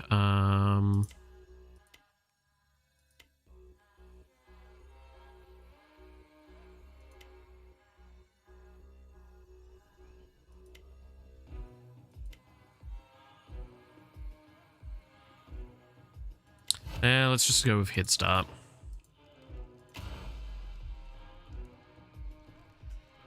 Frozen Wastes.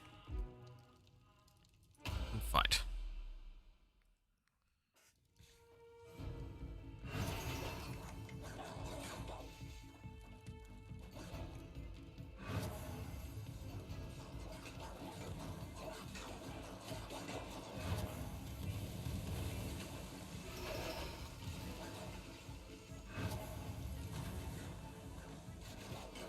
So summons are really weird in this, I'll be honest.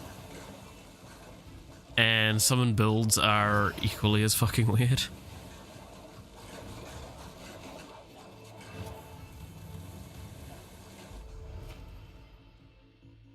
Damage increase, sure.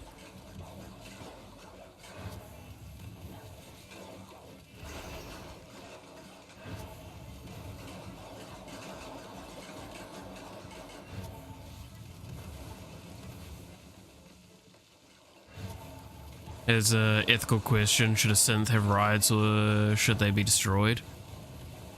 Oh, okay. Yeah, that would be interesting. I mean, like, that just reminds me of Blade Runner. Lol. Ooh, Skeletal Mage. Right, now, just the idea that it's like, or do androids dream of electric sheep, which is what that sort of stuff is based off of.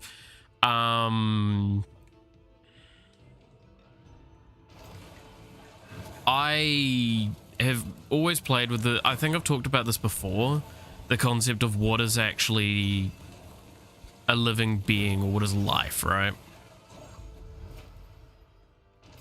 And it's not an easily quantifiable concept that can be answered.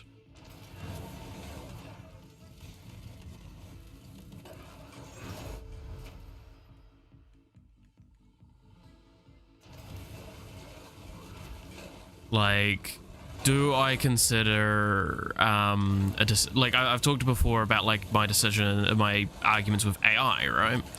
Is, do I consider AI making a decision or not? Or do I think AI will take over the world? Which I don't, because that would require some really fucking stupid people to enable such a thing. I'll take that for now.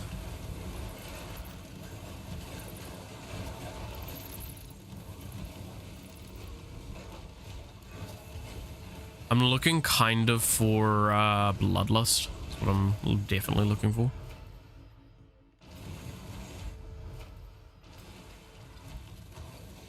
But yeah, like it's the question of like, what is considered a living being, right? Is a question that plagues humanity constantly. And the mistake is saying, like, oh, is this a human being or not? That's something that perpetuated throughout history as a very problematic thought style, and more than a few times.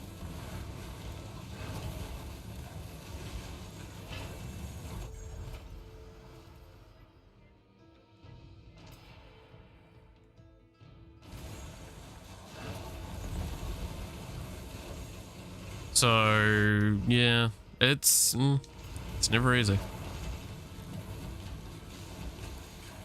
Like I watched was it I Am Mother the other day, which is a really fun would recommend movie on Netflix that I won't go into because I would recommend actually just watching it.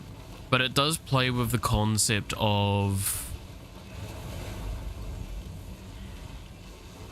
what does it mean to be human? What does it mean to be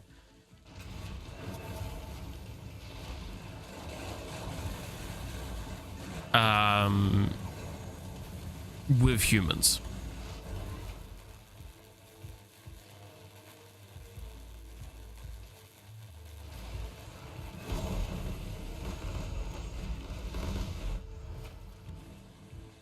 Skeletal archers. Ooh, that's a new one. I haven't seen that one.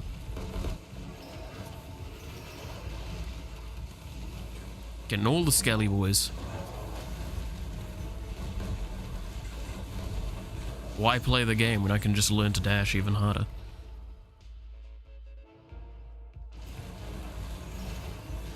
Ow. Dashed right into his attack.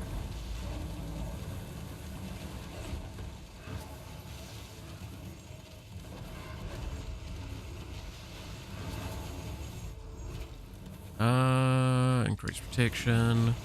It's gonna be a long time till that protection really comes through, but that honestly doesn't actually none of these really do that much for me. I guess burn kind of gives me some application of a DOT with my units.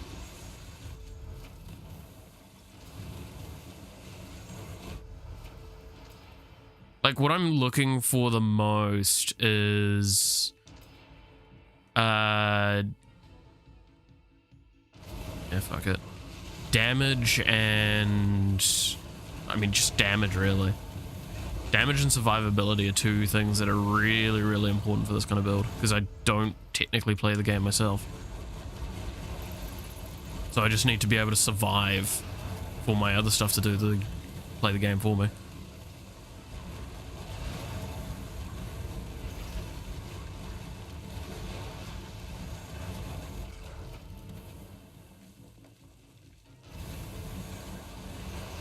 So I want utility on myself and then damage for the utility and defense for my, myself, and then damage for the fucking units.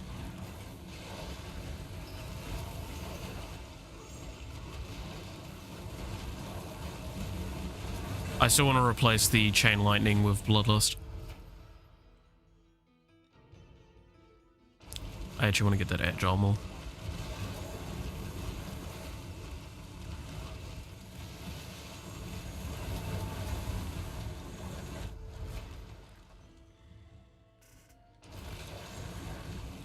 Because getting more movement speed just gives me more options. Mobility is a form of survivability in this game. So.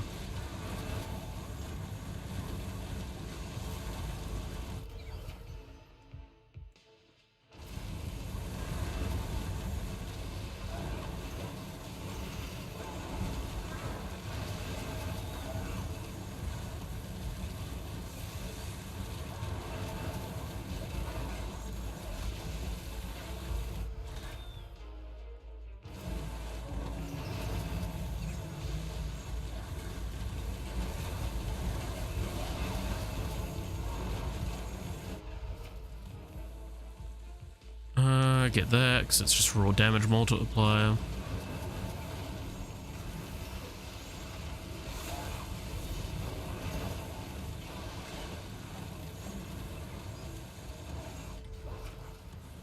Damage increased to summons. That's nice.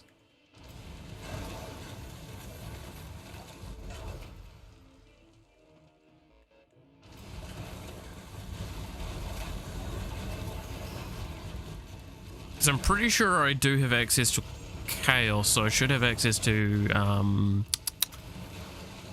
Bloodlust. Because Bloodlust is movement speed and attack speed or frequency. Which also applies in an AoE, which increases for the... So it increases the bot ones, the summons. Do you think there's a heaven or how? Oh Jesus, we're really getting into the fucking heavy ones, huh? You wanna know my real fucking hot take with this one? I know this is gonna real piss off people, because I want to stress I am not religious in pretty much any capacity, but I do have belief, right? And my belief is not nihilistic, not atheistic, not any of these sorts of ones. My belief is in a better version of myself. So I always aim to be improve and just get better. I believe in trying to aim for the perfect version of myself, even though perfection is impossible to obtain. What I think when it comes to the afterlife is part of that belief. I believe in what I want to get to. I don't believe in what happens after that. Short answer is, do I think that there is an afterlife or anything like that? I make jokes and talk about like, oh, I'm gonna send this bitch to hell and all that. None of that is anything other than just like because I grew up in a religious household and it's conjecture of expressing a thought. I don't believe in anything at all. I don't think that there's nothing. I don't think that there's something. I don't think anything towards it because it's not part of what I care to believe about. It's something that when it happens, it'll happen.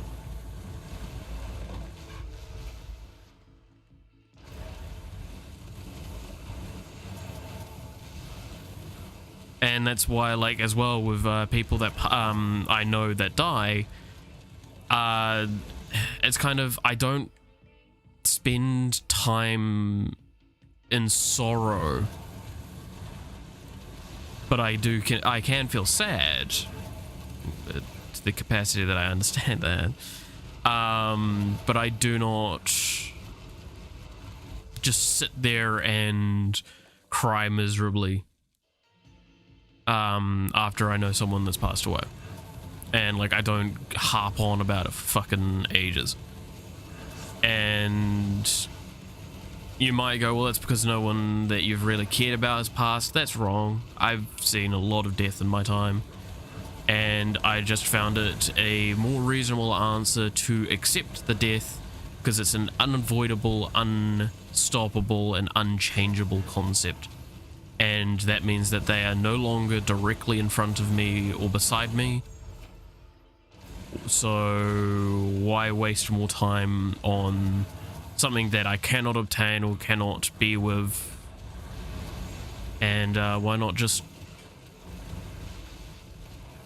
kind of remember the good bits?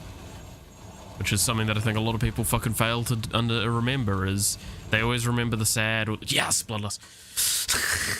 They always remember the sad and the upsetting, but they never remember the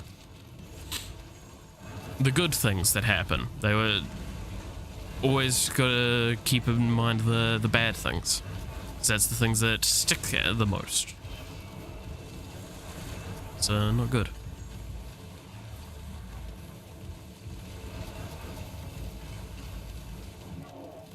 I haven't actually got much cast frequency, which I should probably get for the, what's it called again? This one? Shadow Nova. Multicast, yeah, I'll get multicast primarily for the Nova and Bloodlust. I believe multiple of it stacks.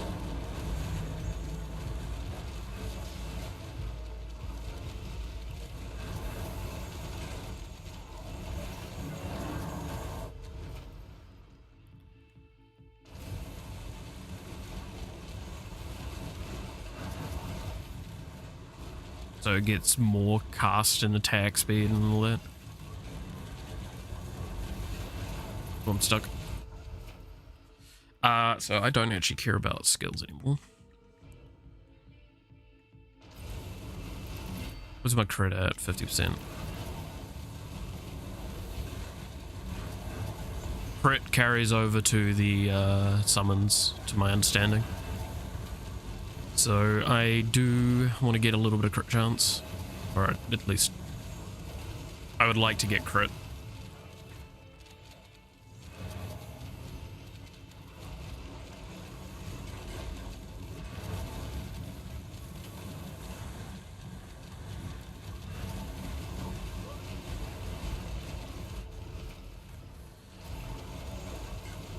I'm not going too much for status effects this time. Again, I'm just going for that raw damage because the summons just do so much.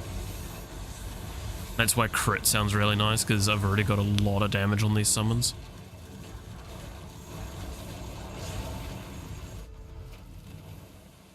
Area of effect for chaos. I mean, that just gets my bloodlust on more targets, because I can't stand next to my soldiers all the time.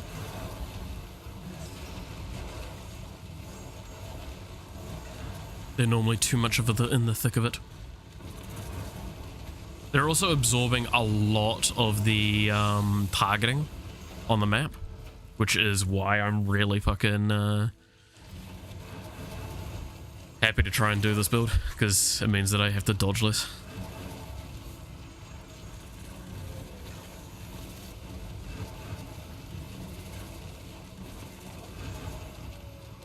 sue me. I want to fucking play a lazy round as my last round.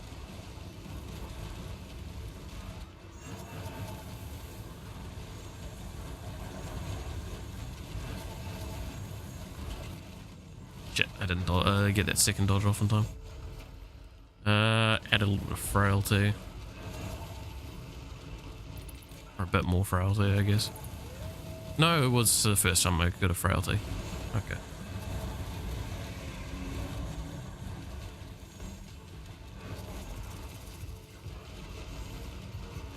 God damn, fucking the plague bear is almost already dead.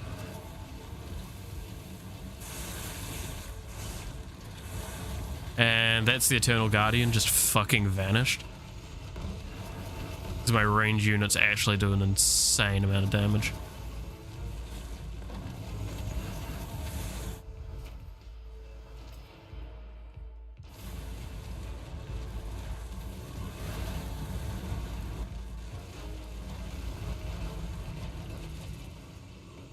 Oh, that was the run. Okay. Let's go spicy.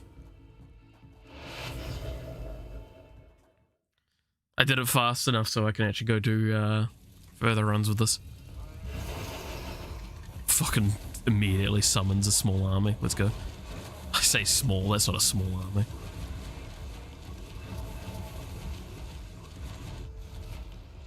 Oh, already a good start. So, I haven't actually done this game session so far. What I just did was I opened a portal that increases the difficulty of the run and sends me to a different map.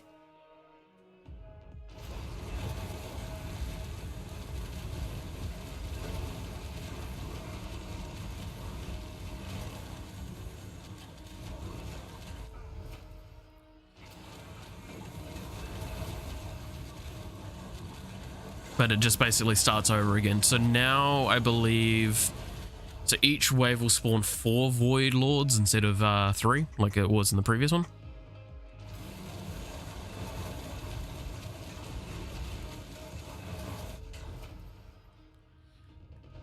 I might as well actually get the health there, because there was nothing that was that great, and might as well.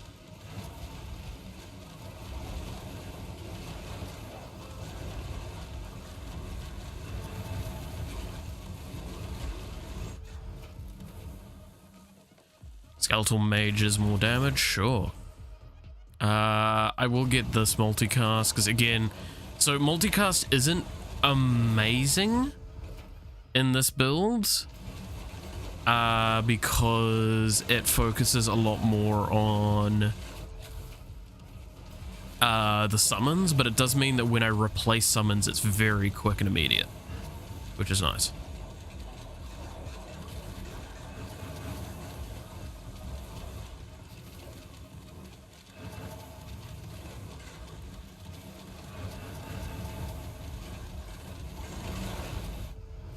Good God, that...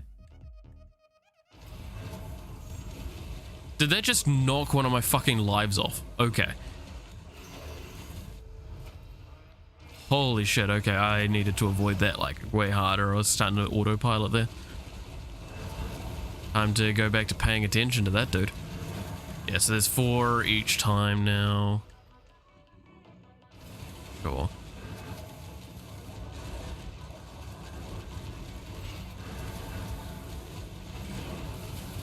Oh, and that was my that's all my lives gone, okay.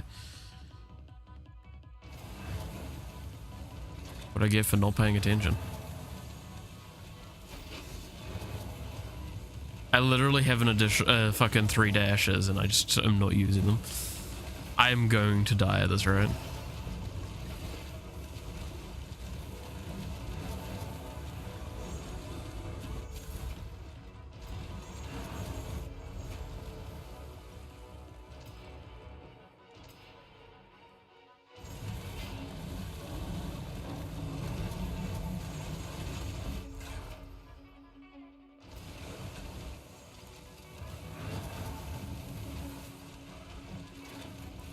God damn. Yeah, no, if I touch anything, I just take a fucking gazillion damage. Okay. I need to start picking up more defensive options in upgrades.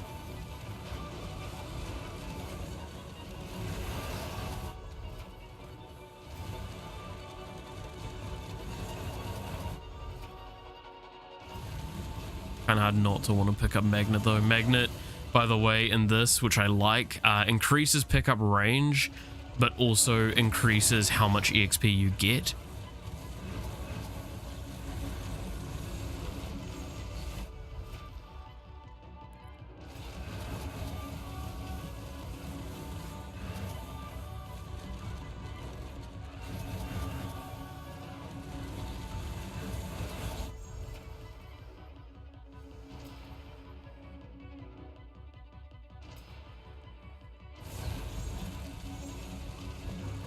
So it ends up being really, really effective to pick up.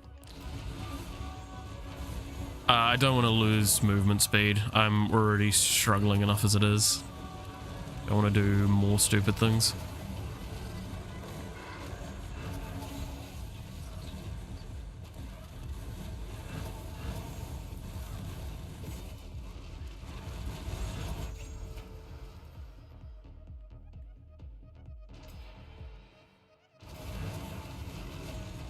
Increased quantity of chaos golems is nice.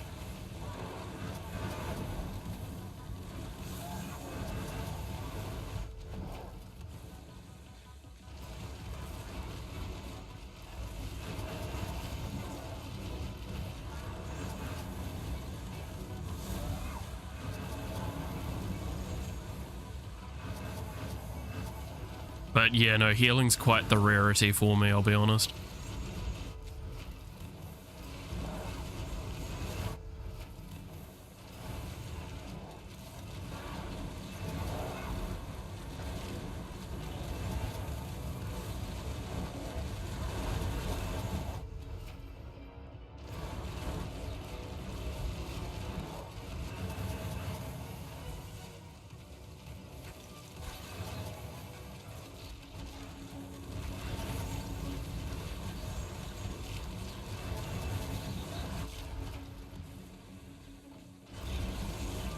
I'm stuck.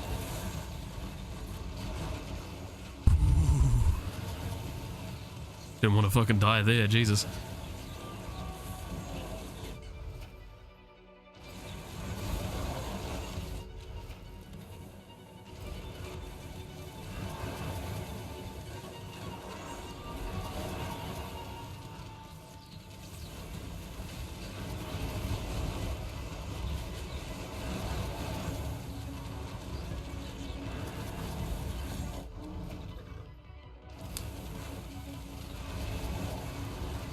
So the problem with getting tanky in this game, I want to go into a little bit. The problem is that the damage scaling of the enemies is greater than the scaling you can get with damage resistances. So like it's a losing battle. So you should really never truly do it unless, for example, I'm in this situation where I'm kind of enticed to because I don't have to do much else.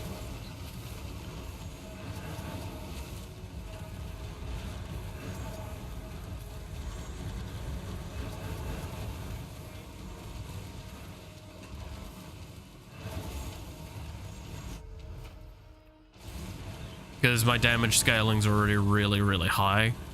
But the problem is the damage is off of me. It's not, like, it's not on me, sorry. It's on my summons. Skeletal Warriors would require it more.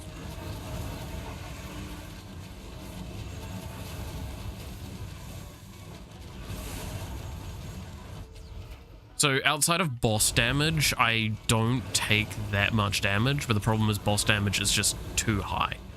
You can't tank bosses in this. Not without a lot of work.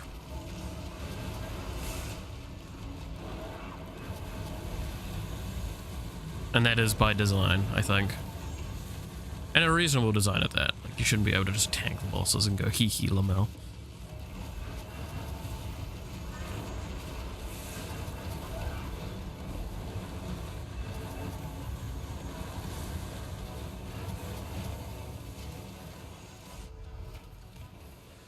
Ooh, another Chaos Golem.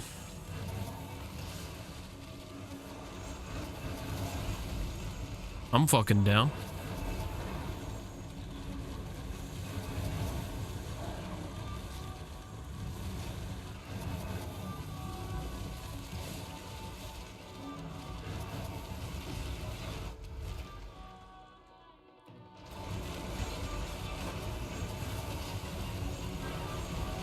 God, this music's really nice as well, I have to say. When the Void Lord's around.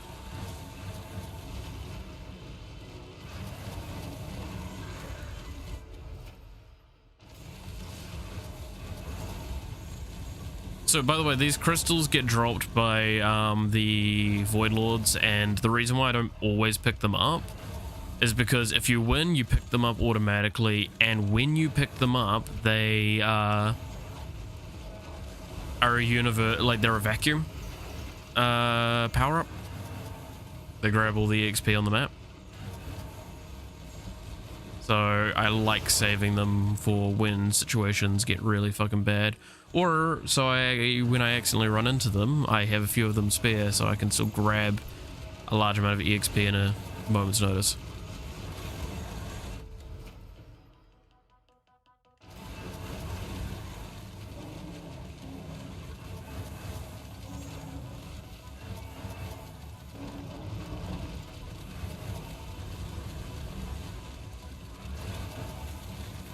God, look at that fucking dude die, jeez.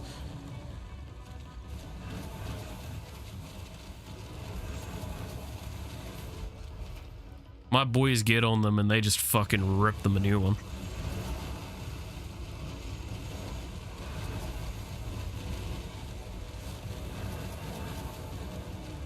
The problem is it's mainly the skeletal archers that are actually doing the damage. And they follow me, they don't follow the combat. I'll be honest, if they did, that would be really fucking nice.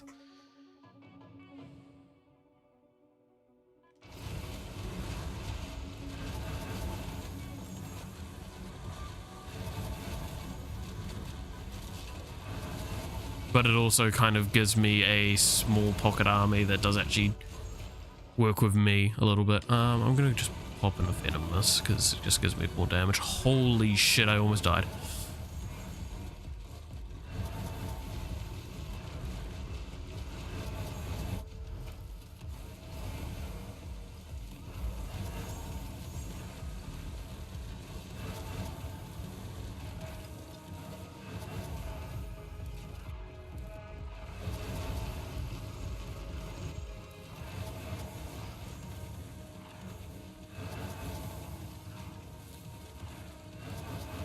I could really do with some healing right now, game. Healing crystal, anyway.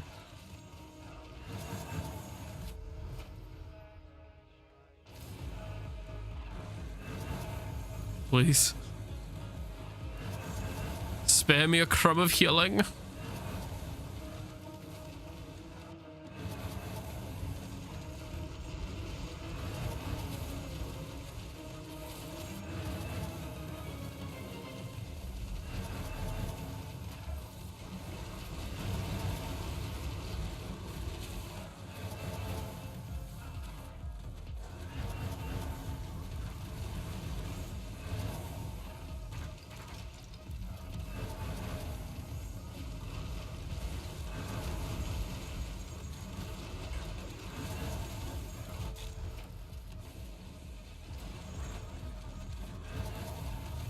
I do heal when I level up, so that's actually quite useful. Alright. Oh, this is getting fucking intense. Alright, here we go.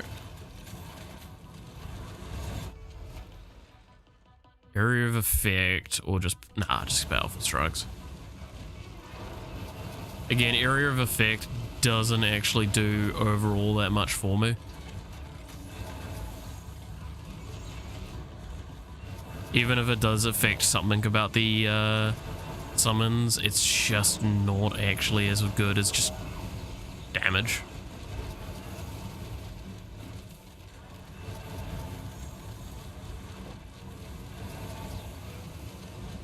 Kill this one last boss and we're good.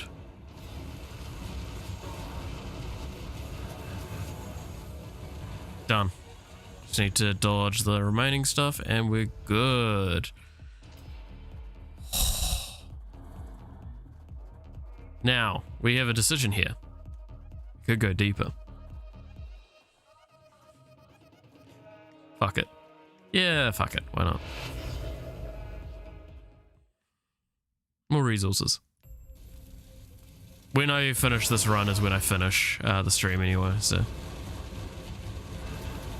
Because I need to get back to my uni work. Oi. Right, I just need 5 more %. Okay.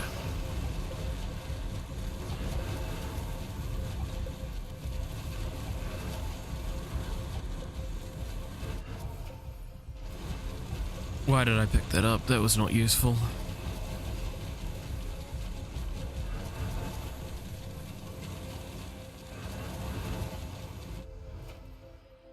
Increased quantity of mage sounds actually quite nice.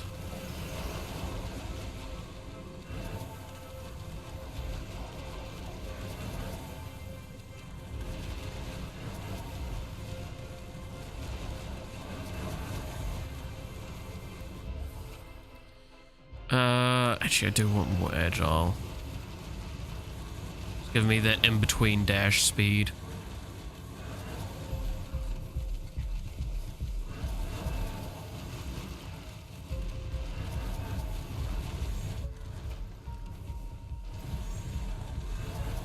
Okay, so now 5 bosses spawn on each interval.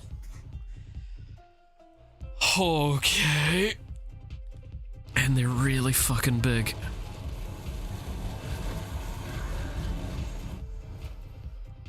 Well, one's already fucking dead, Jesus. 2's dead. Oh, I'm gonna get more of that.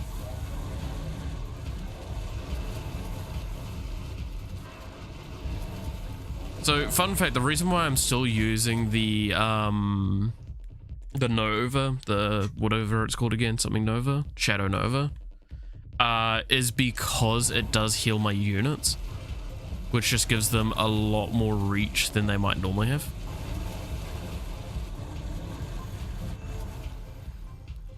Area effect physical legendary. I'll take it, but it's not great. It does affect the bloodlust, which is useful.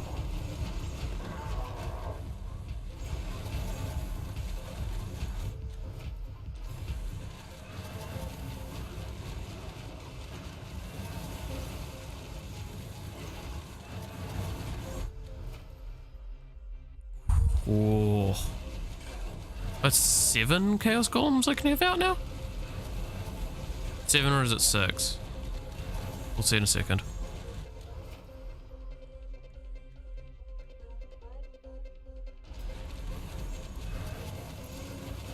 Seven. Oh, that's nice. Chaos golems are really fucking tanky. They're very, very big and they're very, very strong.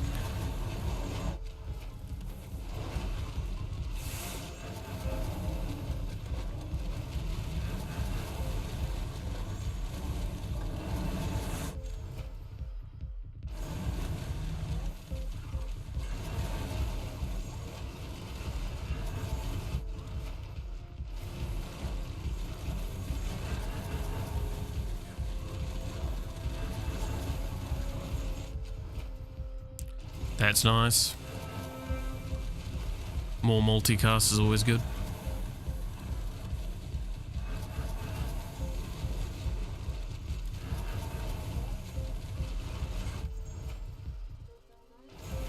Sure, more area of effect of it.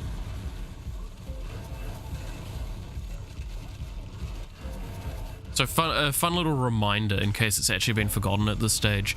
My Shadow Nova was the thing that actually did the damage at the beginning of this run. That's how I actually killed enemies, not through my summons. Now look at it. It doesn't do fucking anything. What's the most tankiest enemy you've ever faced? In this game or in other games? Because in other games, I have played a lot of MMOs and they scale fucking horrendously sometimes. In this game, I mean, it's just the Void Lords. They scale pretty fucking high. You're seeing pretty much the strongest enemies I've ever actually fought, because I'm doing this at like the highest fucking curse that I have available, and I haven't actually maxed out everything yet. But in all games, just all games.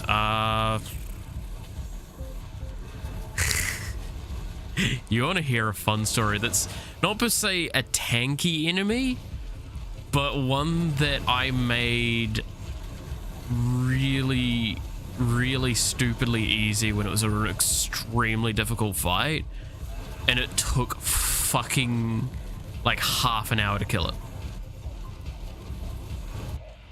Oh, I just fucking died. So there is a game called I have it in my office, I think, somewhere. But it's a Buffy the Vampire Slayer game that was released for the Xbox. It was a third-person shooter sort of game, and you would go around and do like all sorts of fights.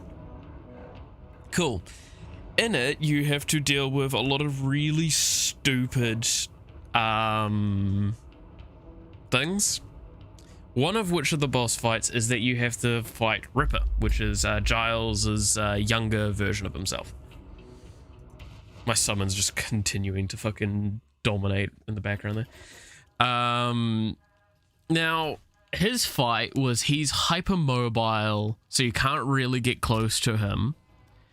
And he would pretty much do a third of your health anytime he attacked you. And he had AoEs, so he hit you a lot.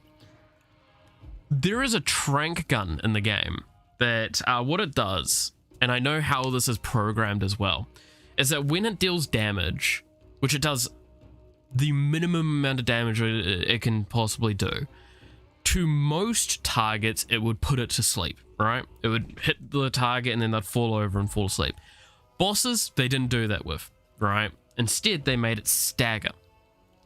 Because obviously putting a boss to sleep would be pretty fucking OP. Now, what did this mean? Well, the fire rate and the stagger rate were pretty much the same. So, for half an hour, with the minimum amount of damage you can possibly do, like, so I did it a few times. I'm like, haha, I can keep him permanently staggered, like, this is funny. But this is not going to do anything. Until I realized that his health bar, after like a couple of minutes, moved. And it had actually decreased. So I came to the realization, holy shit, I can beat this boss by just shooting him with 1 damage to his like possibly 1000 HP. Needless to say, that was a very long night, and I really hate how much fun I had while doing that. That was fucking funny. So again, not the tankiest enemy I've ever fought, but it was definitely the enemy that took like the single enemy that took the longest to kill in a single run, if that makes it probably more realistic. But outside of that, yeah, no, again, it's just like JRPGs and stuff like that. It's JRPGs or RPGs in general, and they just absurd scaling systems, and things become bullet sponges, which I really fucking hate about video games. Video games should learn not to just increase health to make things difficult. Alright, but nonetheless though, I said I was going to finish off after that run because, needless to say, I have a lot of work that I need to go do, and I am still really fucking exhausted from yesterday. And groceries are going to be turning up anytime now. So, with that being the case, thank you so much for watching. I hope you enjoyed. If you did, consider leaving a like or a comment on the video. It helps more than you could possibly even imagine. And it actually really does, because it helps the channel out, helps the video out, helps my motivation for making this content out, and helps you out as well, finding this content again in the future. Also, you can consider subscribing to the channel, hitting the notification bell to find out when I go live, as well as follow me over on Twitter, where I do post when I'm going live, as well as some of my thoughts, feelings, stuff I'm working on, mainly dev stuff that I haven't been able to do for a while, but you're going to be seeing a lot posted over there. Also, some art from time to time. I actually do have a lot of art over there that a lot of people really liked. But it is a fun place to just kind of get a gist of who I am, and more so than you would on stream. Yeah, now there's going to be no stream tomorrow because I need to focus on this assignment. I need to be able to push as late as I can tonight and start as early as possible tomorrow if I need to, because I do have to compile the game as well and run it as a build exe, so I have to set aside a few hours for that alone, to find out if there would be any error points that would not come up in the debug. So yeah, that's going to be fucking annoying. And then I've also got to have sort of other things sorted today as well. Oh, so there is going to be no stream, and then the next stream that we're going to be having is on Monday, which is going to be the big birthday stream where we do a bunch of programming. I know, I've gone from programming to programming, it's great. But this one is for my own game that I'm working on, and I will be trying to kind of make it a celebratory environment where I'll just be having fun and good vibes. So, with that all being the case though, nonetheless, thank you so much for watching once again. You're awesome, stay awesome, and I hope to see you again next time. Until then, bye-bye.